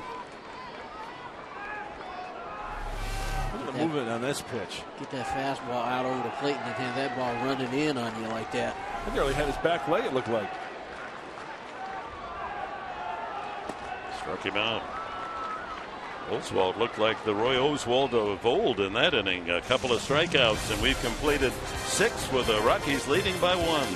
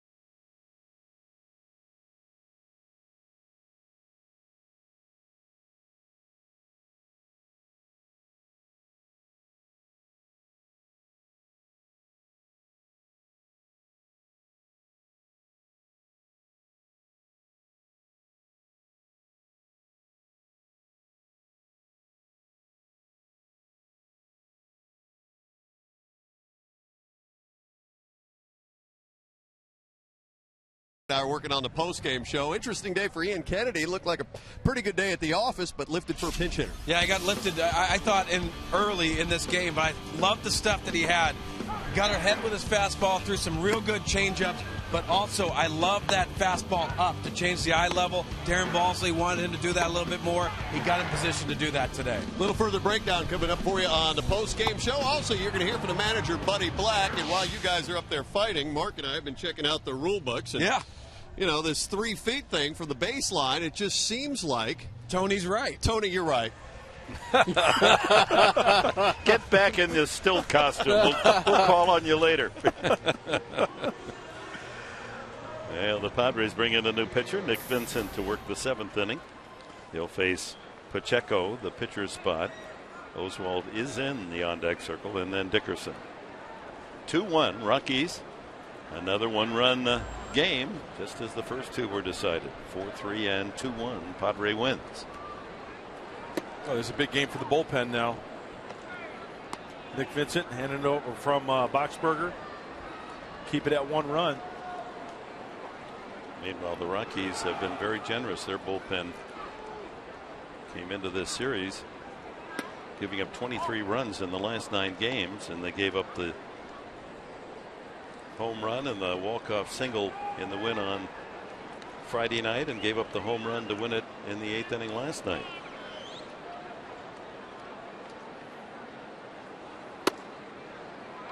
Two and 1.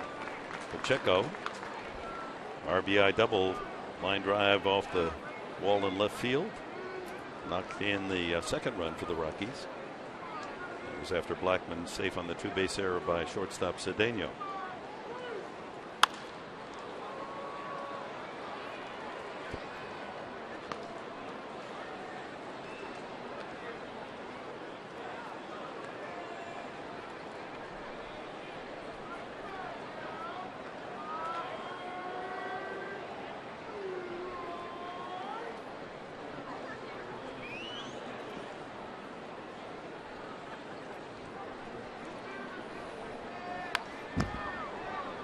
Foul. Brad Boxberger goes an inning. Retired all 3 men he faced. A couple of strikeouts.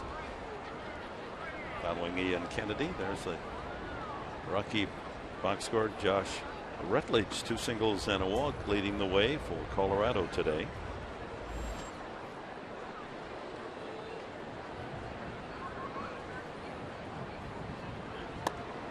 And the count goes full.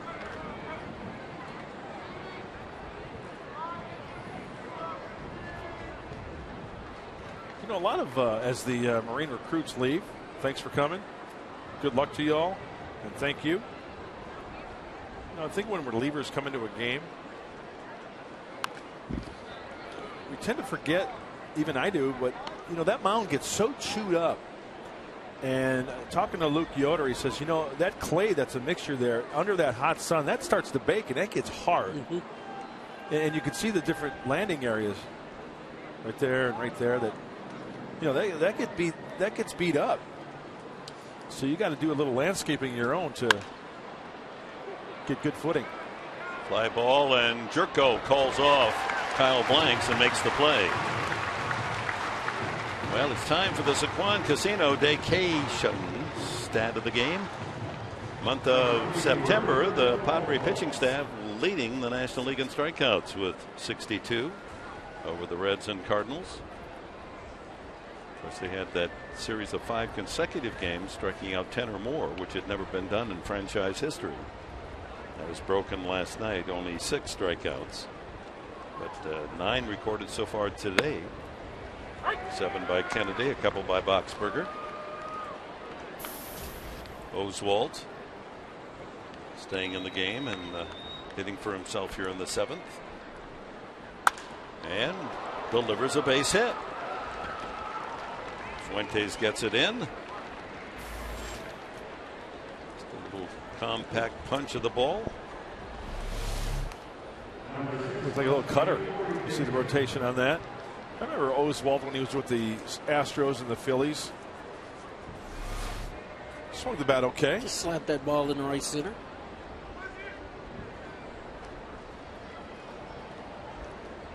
Lifetime average of 37.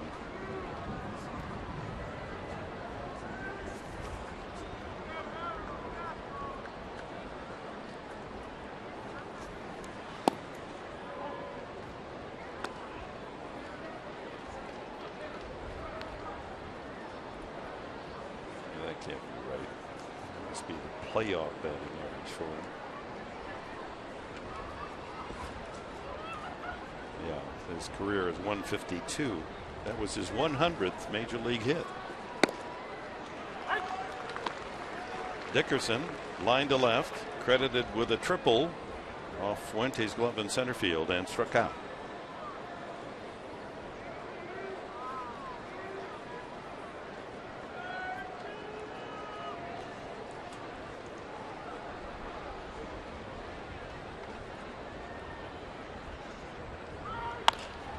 Popped up behind short. Cedeno 2 away.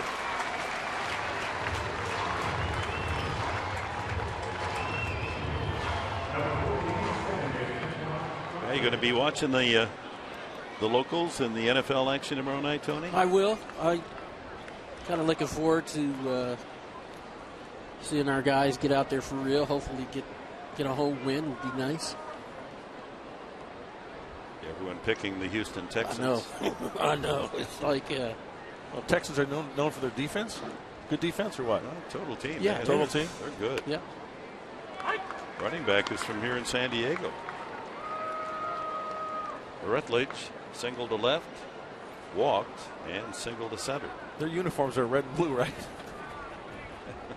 Shows you know how much I know about football. They are red, white, and blue.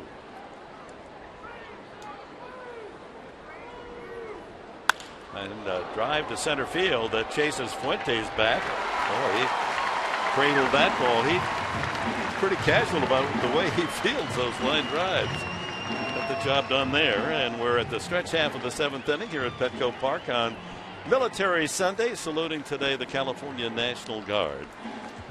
In appreciation for the fine work those men and women do in supporting us not only here in our home state, but when emergencies rise, they're called to all parts of the world to protect our country. So with the singing of God Bless America, Scotty McCreery, American Idol winner in season 10, with the honors today. God bless America. God bless America, land that I love. Stand beside her and guide her through the night with the light from above. From the mountains to the prairies to the oceans wide with foam. God bless America, my home sweet home. God bless America, my home sweet home. Scotty McCreery.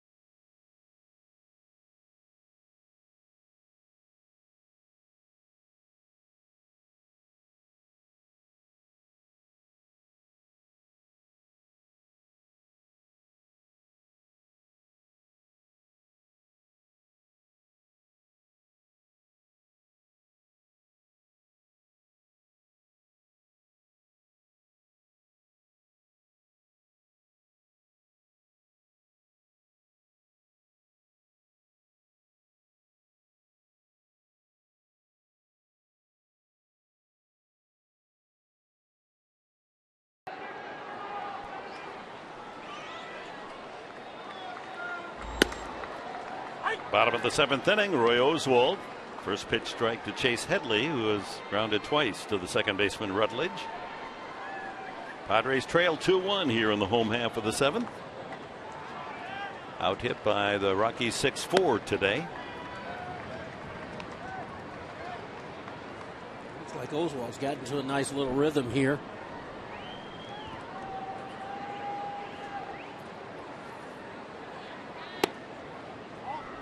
Over but low. 2-1 to Headley. Padres have not received a free pass in the entire game. Bettis didn't walk a man, nor has Oswald through 3 innings.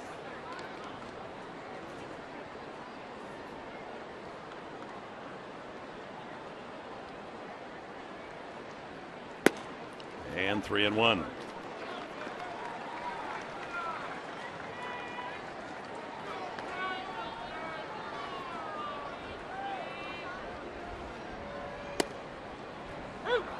And he doesn't give him a fastball. 3-1.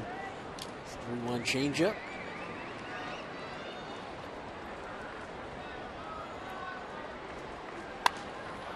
High pop foul off third, and that'll be out of play. 163 big league wins and almost 1,600 strikeouts. Second all time for the Astros behind Nolan Ryan. That's a very nice career right there for Roy Oswalt. And you win 100 games in the big leagues. That's great. Full count. Headley trying to get it going here in the 7th. And he's aboard on a walk, the first of the game. Kyle Blank steps up, involved in a key rundown in the 5th inning. Runners at first and third. He gets into the rundown so that everyone can advance. And watch this play here. Is he out of the baseline? Umpire Titchener says, yes, you are. He had avoided the tag by Oswalt, and he was under the tag by Helton. But umpire Titchener, who missed a play earlier in the game, calling out Fuentes at the plate when he was clearly safe, took care of Blanks' effort. I just noticed on that replay, too, that Blanks was not happy that he called him out of the baseline. I just noticed that as well. He slammed his hand in the dirt. Right there. See, I just wonder if he was upset because he called him out because he thought he tagged him, maybe. One thing's for sure, it shows you how athletic Kyle Blanks is. The way he moved that big frame of his. Yep. Tying run at first, no one out. 2 strikes on Blanks.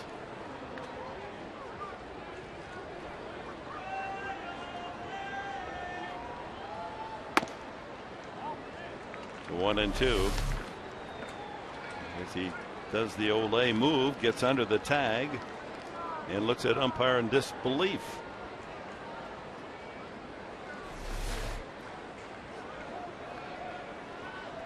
Todd Titchener's had a lot to say about the outcome so far.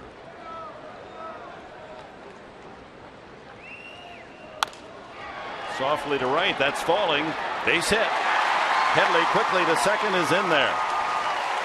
Had to play it halfway. So a bloop hit by Blanks, and the Padres have the first 2 men on here in the 7th. Yeah, tough read for Chase Headley there. Kadire coming in full speed. He can't commit to it. He's got to wait and see if this ball's going to bounce. Kadire trying to come in with a short hop, 1-hop throw to second base, get Headley at second. And get into second base safely. Well, that is a tough play because that's a force play. So if it's caught, you got to go halfway. You got to go back, and it's touches the ground. He just needs to get it there before the runner gets there. Third time in the game, the Padres have placed their first 2 men in an inning aboard. They did it in the 3rd inning. Fuentes and Rivera with singles, but eventually the out was made at home plate on the play where Fuentes appeared to be safe. Cedeno bunts it, foul and away from Todd Hilton. They got the first 2 men on in the 5th and scored their only run of the game. Eventually on Rivera's sacrifice fly that brought in Cedeno, and now a walk to Headley and a single Blanks, and Padres trying to get those 2 men in scoring position and gain the lead for the first time. A simple little conversation here between Hoffman and Cedeno is that you got to bunt this ball to third base if you're going to bunt. And you decide to take a shot at the hole on the right side. That may be influencing the Padres' decision and letting him swing. Good success, 6 for 14 against Oswalt. The attendance on this Sunday, 18,656. Bottom of the 7th. Padres need a run to tie. They got 2 men aboard, no one out. And 2 strikes now on Cedeno. He's grounded to short and singled to center. So he's hit safely in 13 of the last 15 games.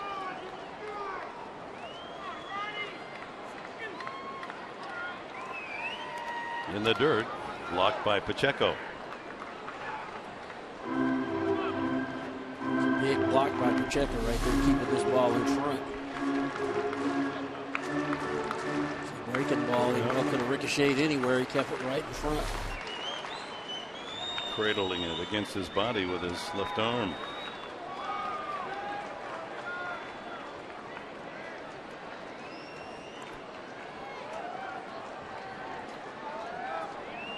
Tying run, Headley there at second, no one out.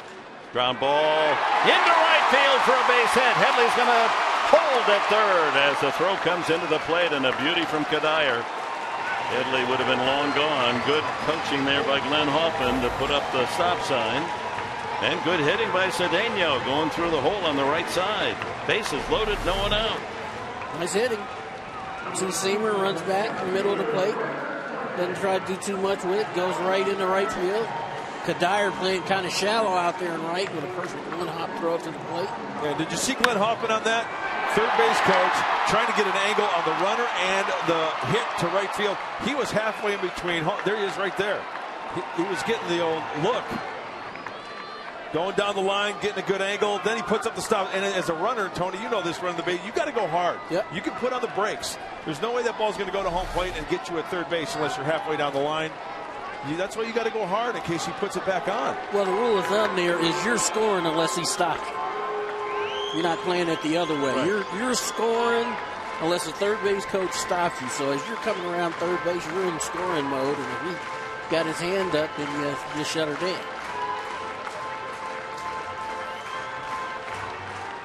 Base runners love to see that third base coach get down the line so you have time to pick him up and recognize what's going on.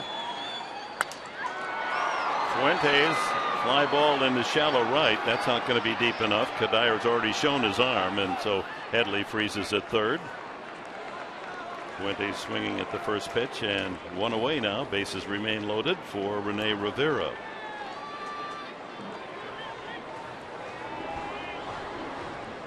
Happy birthday today to Nick Hundley as we look at Jesus Guzman, who's going to pinch hit. Nick Hundley not in the starting lineup, his 30th birthday. We'll see if he gets a chance to swing the bat on a very big birthday, number 30. Walt Weiss to the mound. Oswald has given him 3 in the third innings.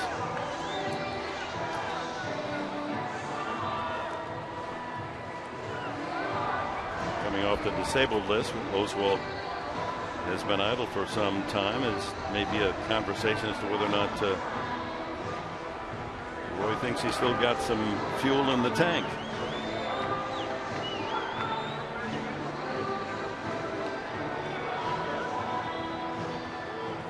And Weiss is going to leave him in. Well, on Friday night, Jesus Guzman off the bench. Bottom of the 9th inning, Headley had homered to tie the game at 3, and with the bases loaded, Guzman delivered this one right over the bag at third to win it 4-3. His second walk-off hit of the season. 12 RBIs as a pinch hitter. That leads the major leagues. That'll get you some attention. Boys will be boys. I think this is the first time Guzman has faced Roy Oswald. Looking at the hitter-pitcher matchups. Ball one. Nothing showing there.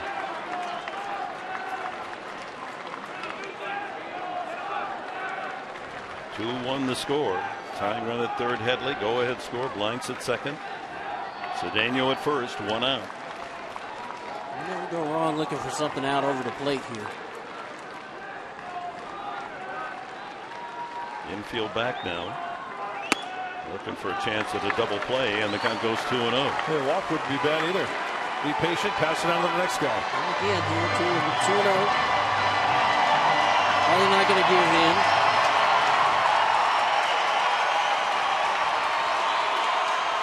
Three home runs as a pinch hitter for Guzman this year. 10 total hits, 12 runs batted in. Chance to give the Padres the lead.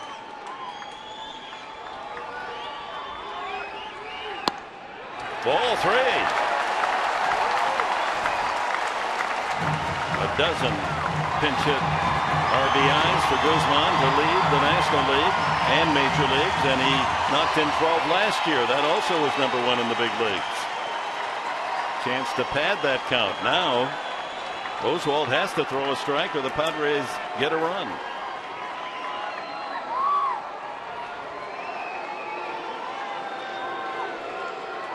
The green light Goosey here. Would you green light him?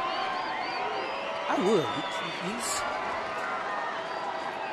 Getting really good in these situations. Ball 4, and that ties the game. RBI number 13 for Guzman.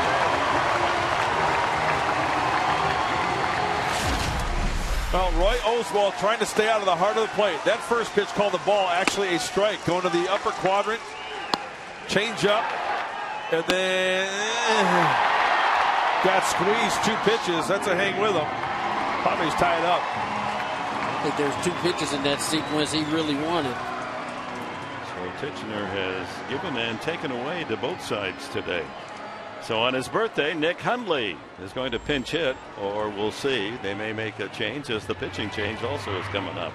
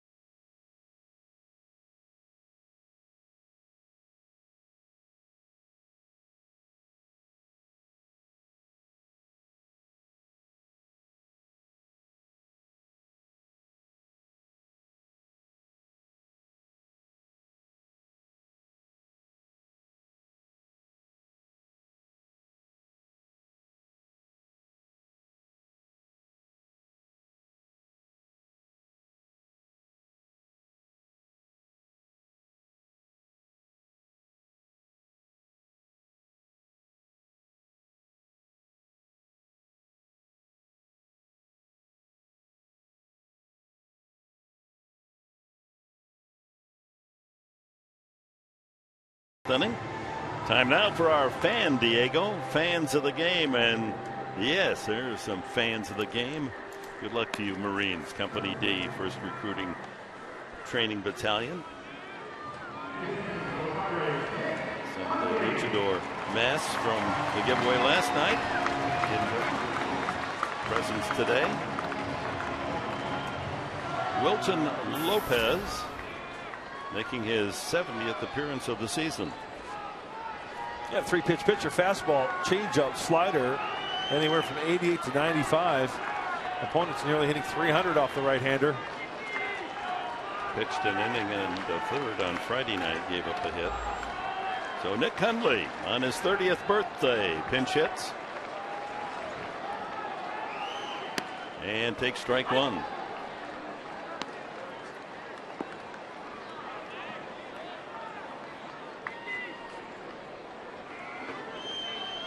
Your birthday fall within the season, Tony? It may, yeah.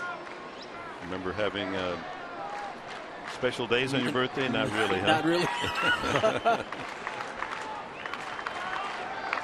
Bases loaded, 1 out. And 2 strikes now on Hundley. You know, the amazing thing to me regarding Tony was his 2,000th hit and his 3,000th hit were both on his mom's birthday. Yeah.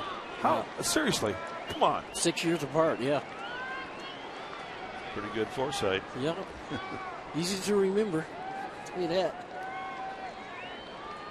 Well, Hundley with 2 strikes, trying to protect the plate, get something in play here.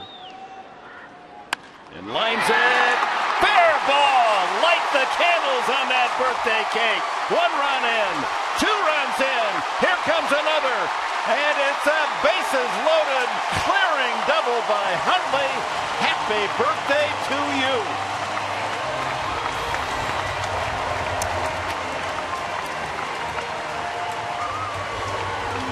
Blanks, Cedeno, and Rivera all scoring on that double that he rattled into the left field corner. And the Padres take a 5-2 lead. Yeah, not a bad pitch. I don't know how he kept this fair, Tony. I know, it's down in the zone. And he just goes down and gets it, keeps it fair. And an 0-2 pitch from Lopez.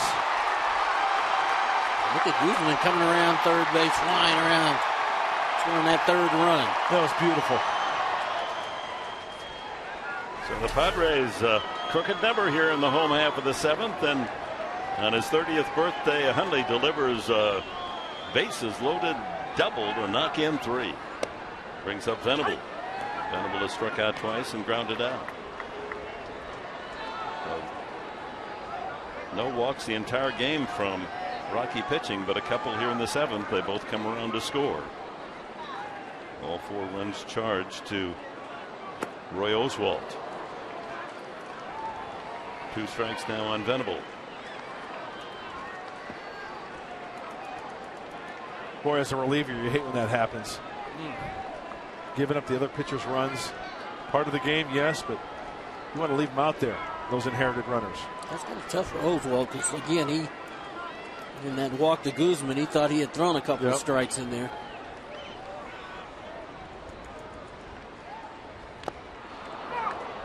Foul ball.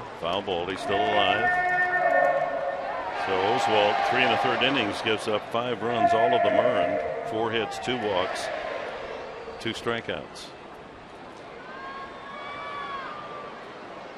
Tough day at the big leagues. Yep.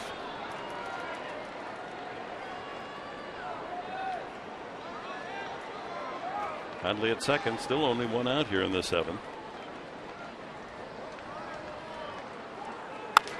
High fly ball, left field. Coming in is Dickerson for the 2nd out. Well, travel day tomorrow, fly to Philadelphia, then on Tuesday night, 3:30, our broadcast time on Fox Sports San Diego. Andrew Kashner, he's been chomping at the bit. They've given him a couple extra days rest. He wants to get on the hill. He'll go against Tyler Cloyd of the Phils. And we hope you'll join us here on Fox Sports San Diego, 3:30.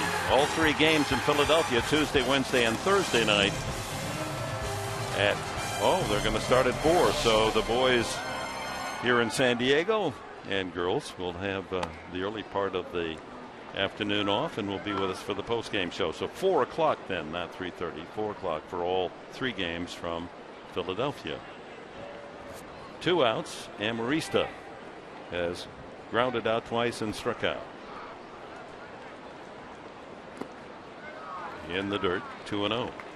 So in the inning, Headley walked to lead it off. Blanks looped a single to right. Cedeno sharp single to right to load the bases. Fuentes flied out to shallow right. Rivera walked with the bases loaded to tie it up, and then pinch hitter Nick Hundley delivers a 3-run double to make it a 5-2 Padre lead.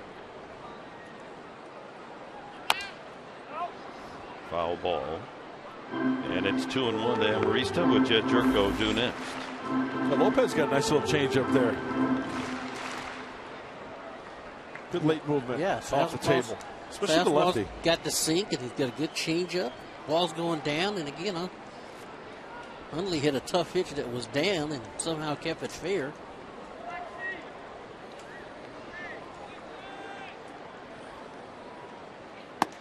Three balls and a strike.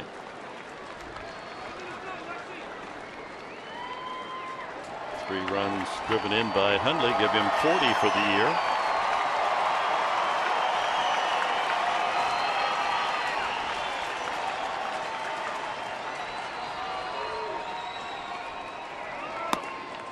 Strike, and the count is full.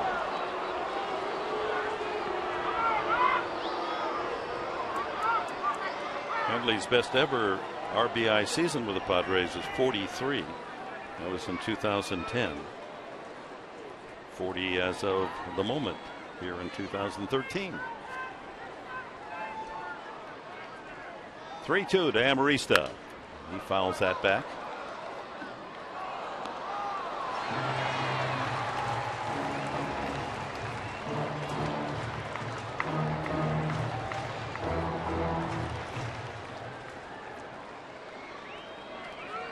Wardrobe error by that fan. Dodger hat.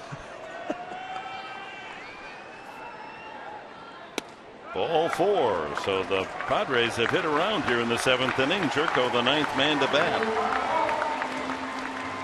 3rd walk of the inning. First from Lopez. Jerko has flied out, popped up, and struck out.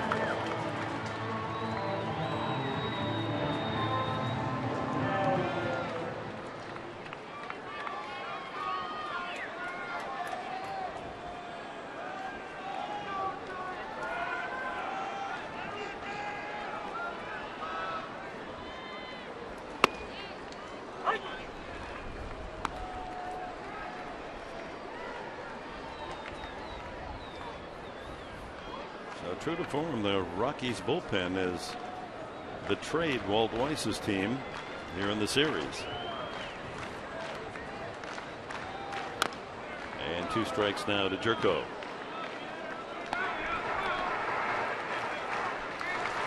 The Rockies ranked 12th in the National League.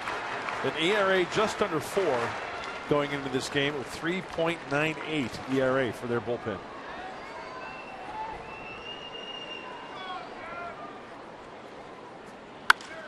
To right field, down the line, slicing at the pole, and foul.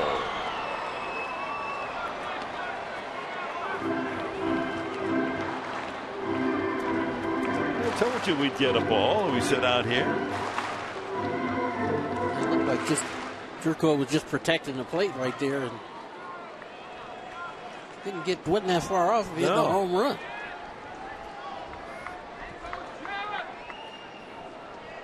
Dudley with a 3-run double at second. Emery at first, 2 outs. 4 runs home here in the 7th.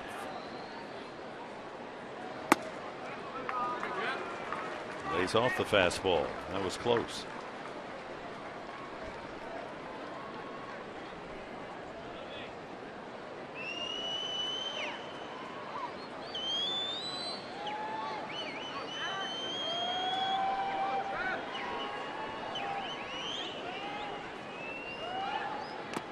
In the dirt, 2-2.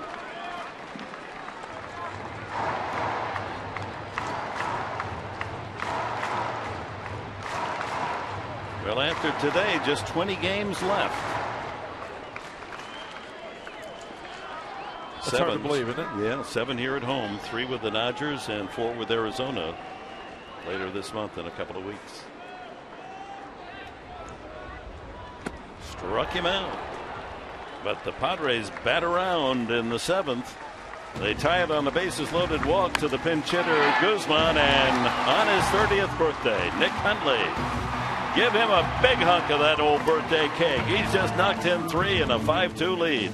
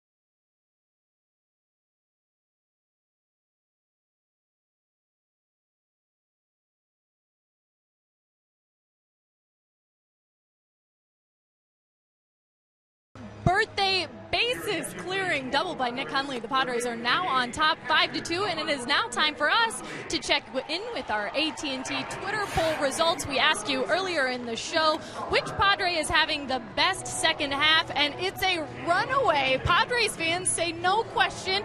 Will Venables, 64% there, is having the best second half, following up Tyson Ross. Certainly, we saw some great stuff from Tyson Ross last night. 24%, 7% Houston Street, and Andrew Cashner rounding out at 5%. I don't think Andrew would like that very much. I think he thinks he's having a pretty good second half. But you couldn't go wrong with any of the four of them, right, guys? Yeah. Well, Venable went in the, was in the running for August Player of the Month. And, of course, I look at it, Tony and Dick, if you're an everyday player and you're putting up numbers like that, that should, get majority of the votes. Not discounting Houston Street by any means, or any other pitcher by that matter. Venable has got to be odds on to be the Padres' most valuable player this year, don't you think? Sure. Tulowitzki to face Tim Stauffer. Stauffer, the fourth pitcher used. Tulowitzki, Kadire, and Helton to bat. 5-2 the score now as the Padres lead for the first time, and Nick Hundley, responsible for 3 of those runs, takes over behind the plate. Stauffer's done a good job out of the pen. He's got 3 wins and a loss, a 3.34 ERA, limiting hitters to a 2.30 average. Pitching from the shadow of that light tower.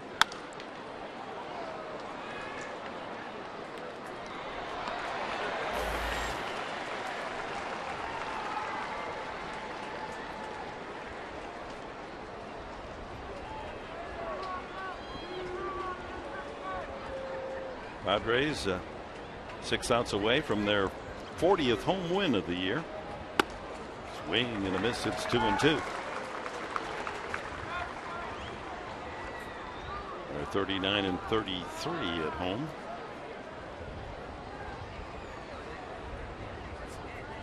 Try to transpose some of those wins and efforts on the road, and they'll have 3 tough tests coming up. Swing and a miss. Foul tip. Hundley catches cleanly, and Tulowitzki struck out for the 3rd time today. Hey, Padre fans, Padres Weekly returns tomorrow, mañana on Fox Sports San Diego. Coming up, Yonder Alonso gives 2 special Padre fans a day that they'll never forget. Will Venable talks about his future, and Chris Denorfia receives an unforgettable award. All this and much, much more at 7:30 p.m. Fox Sports San Diego. See it right here. Hopefully that Will Venable talking about his future isn't for another 10 or 12 years. As we take a look at the fastball, once again taken 2 times and beaten on the fastball away. Tulowitzki. 1-1 now to Kadire, who has a walk, an RBI double, and a pop-up.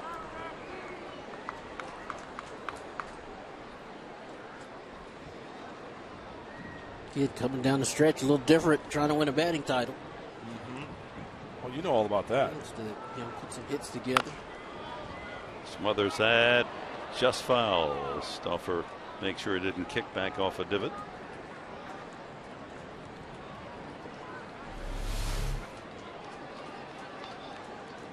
As soon as that ball goes foul, get to it, kick it, touch it, as Tim Stauffer does. How many of the 8 batting titles, Tony, did you, how can I phrase this, know that were in the bag, and then how many, because I know the one that came down the last day of the season was in '89. Right. Not all of them were that close. Were they? 2 or 3. Will Clark race. I won it 1 year with the lowest batting average in National League history on the last day we were in Houston. I think I beat out Rafael Palmeiro. Kadire, especially effective in day games this year, leads the National League. 379 batting average day play. 1 for 2 today. 2-2 the count. He's out of there. Caught looking. A couple of quick strikeouts from Tim Stauffer. Tim Stauffer is becoming a machine out of the bullpen, firing strikes. Not only strikes, but quality strikes. That's a good old-fashioned 4-seamer away. It's like the Rockies hitters has had a hard time determining whether that was a ball or strike all day today. I mean, Adam Kennedy did the same thing, running a 2-seamer back on the outside corner.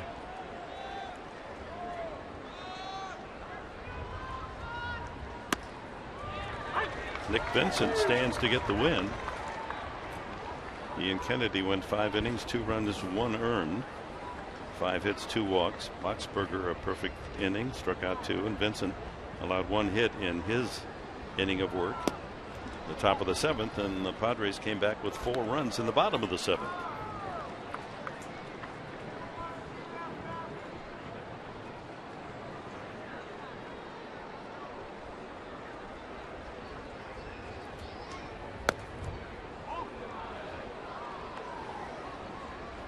Two and 1 to Todd Helton, who is fly deep to left. That was back in the first inning. A big play, a couple of runners on, and Amarista had to go into the dark shadows of the left field corner to make the catch on the run. Fouls that away. Then he lined to center field and grounded to first.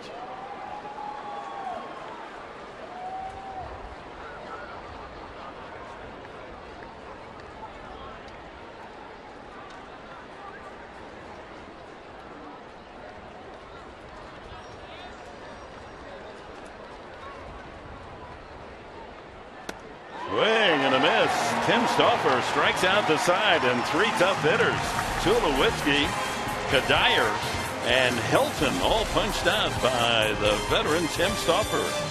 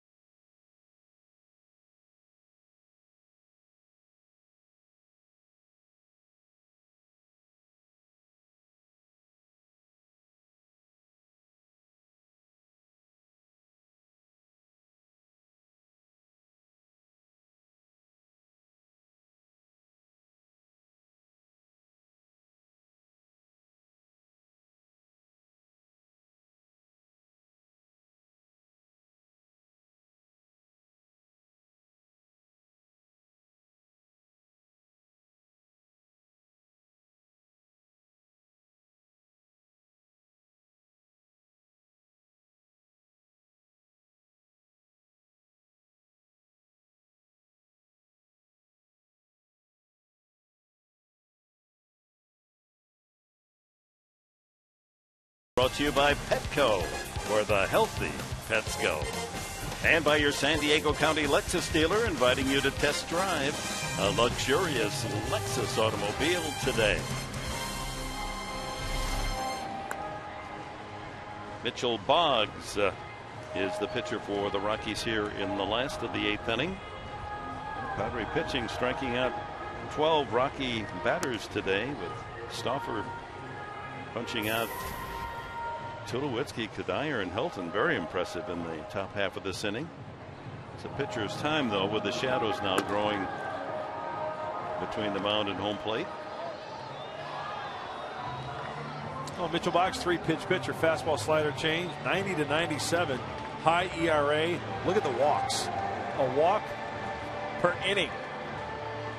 It's only the 4th appearance Boggs as a Rocky. And will face Headley, who led off the 7th inning with a walk, and that was the spark as the Padres went on to score 4 times and rallied to take the lead 5-2. Gotta love the late offense for the Padres.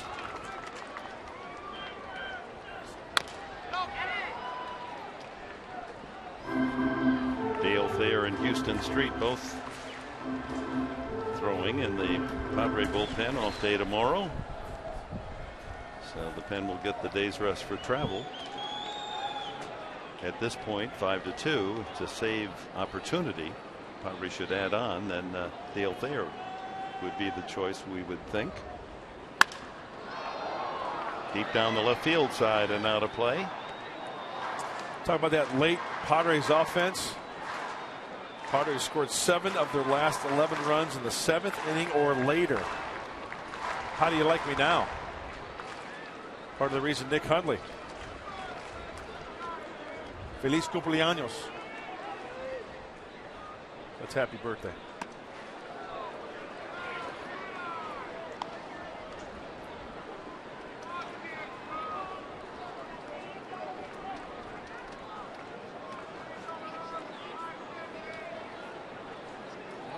Why Boggs' numbers look like being inflated is this, this delivery. Look, you got a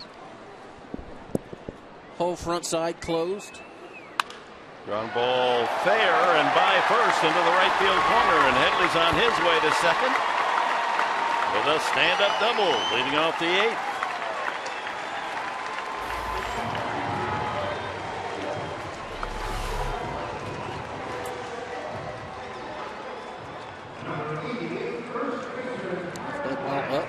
Hits it right down the line.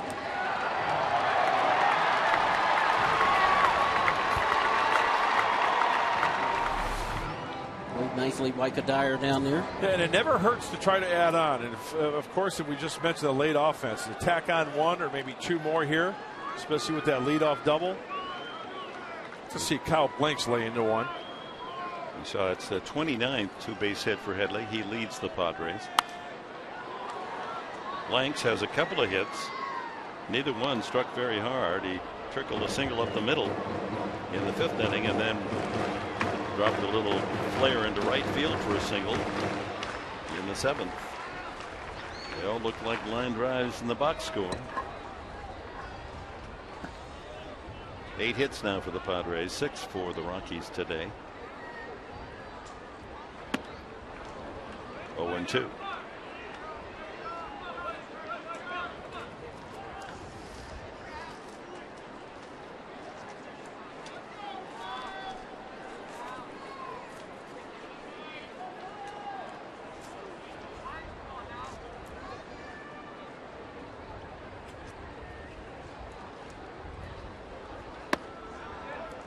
Boggs, an interesting trade, a sign of the times, came over to Colorado in July, this July, from St. Louis for an international signing bonus slot going to St. Louis. Traded for the world, yeah. Huh? International man of mystery. I wonder if he's related to Austin Powers. Lifetime Cardinal reliever, 40 and 20. Check that, 13 and 12 with the Cardinals.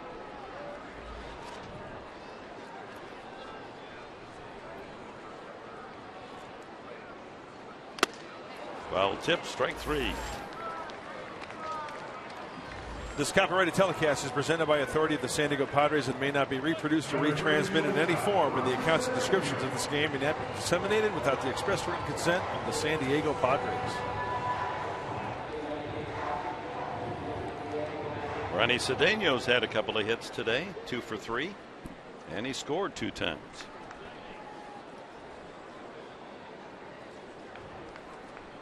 Currently hitting .307 as a Padre.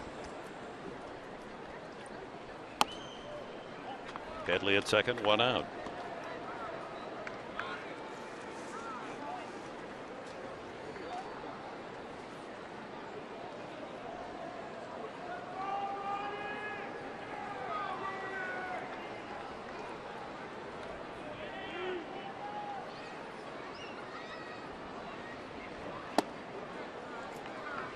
.29-year-old Boggs is a former University of Georgia Bulldog.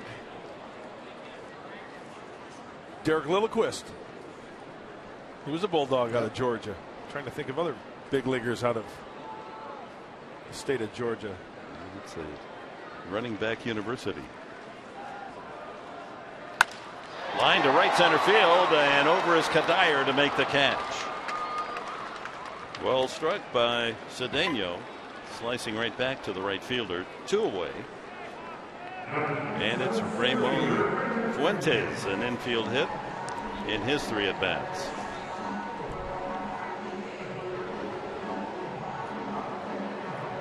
In the top of the 9th inning, the Rockies will have Arenado, Blackman, Pacheco are scheduled to hit.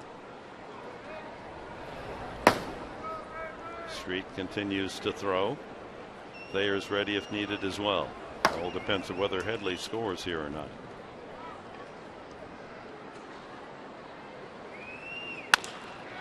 Right back to Boggs, the comebacker, and the inning is over. Leadoff double. Headley stays right at second base, so Houston Street with a 3-run lead for the Padres comes in looking for his 29th save of the year.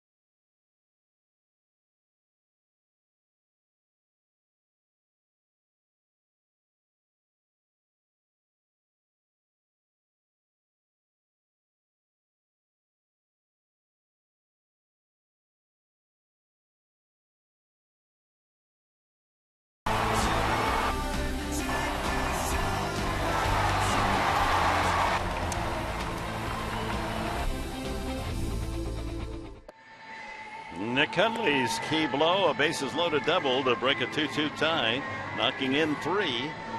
The key, as the Padres have a 5-2 lead in Houston Street, makes his 3rd appearance of the series against his former team, looking for save number 29. It's his 50th outing out of the pen. Well, Houston Street is in a groove, as Dick just mentioned.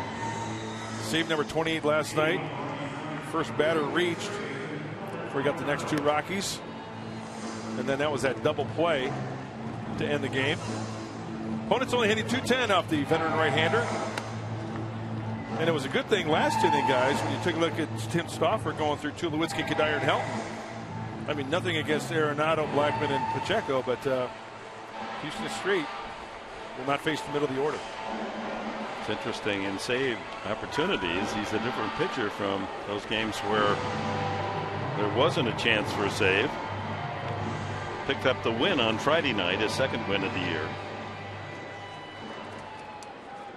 Going an inning, gave up the home run, of course, to Todd Helton that tied the game, and then the Padres won it in the bottom of the 9th, and Street awarded his 2nd victory of the year. More importantly, saving number 28 last night and a chance for number 29 today.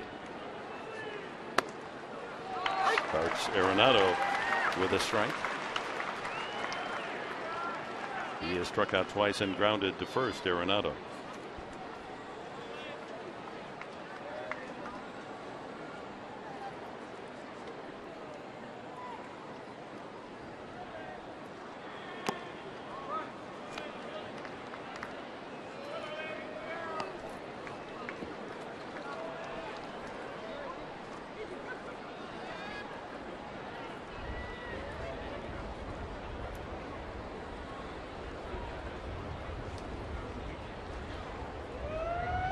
Posted good numbers, Arenado. Hitting just under .270 with 10 home runs. And has fielded his position flawlessly. He's a tremendous range, great hands. He's made some good plays over at third base. Getting to the ball and showing off that arm as well. The Rockies are pushing him for possible Rookie of the Year honors.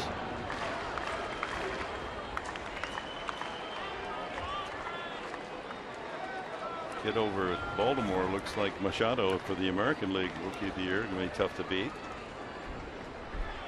Yeah, he won that award back in June. Well, who is the National League Rookie of the Year? Might be a tight race. I think the guy in LA is going to get some votes. Yeah, Puig. Yep. Gaddis with the home runs, the power. Of course, Jed Jerko. Swing and a miss, and Arenado goes down for the third time today. That's 4 consecutive strikeouts for Padre pitching. Swung so hard he lost his hat.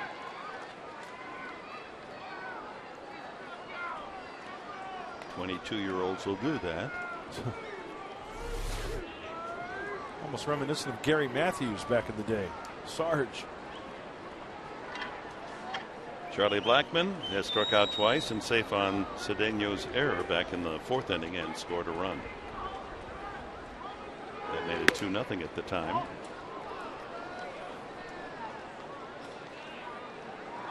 So the Padre bullpen, Boxberger, Vincent, Stauffer, and Street have allowed only 1 base runner, and that was Roy Oswald's single. Fly ball to left, slicing toward the line, a long run for Amarista, and he makes the catch just in fair territory. 2 away, and our Carl's Jr. star of the game, Nick Hundley.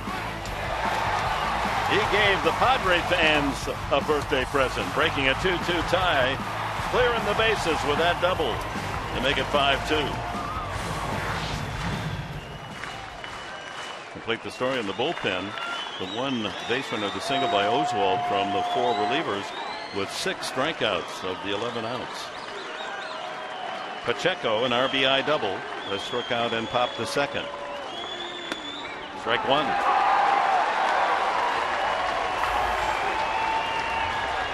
A little payback perhaps for the Padres after the Rockies roughed them up in April, winning all 3 in Colorado and 3 here at Petco, 6 in a row.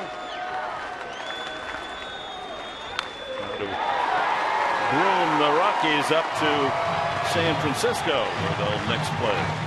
And folks, you want to stay tuned after this one. Padres Live coming up with Mike Pomerantz and Mark Sweeney. They're going to break down this game, talk about all the action in the major leagues. Talk about what Buddy Black has to say. Padres Live coming up right after this one on Fox Sports San Diego, brought to you by Cox. Center fielder Fuentes squeezes the final out, and the Padres have swept the Rockies. The final score today, thanks to Nick Hundley's 3-run pinch double. San Diego's 5, Colorado 2. As we go to Mike Pomerantz. Guys, first time San Diego has swept Colorado at Petco since 2006. When we see in a post-game show, we'll have all the highlights, talk about Ian Kennedy, and you'll hear from Buddy Black.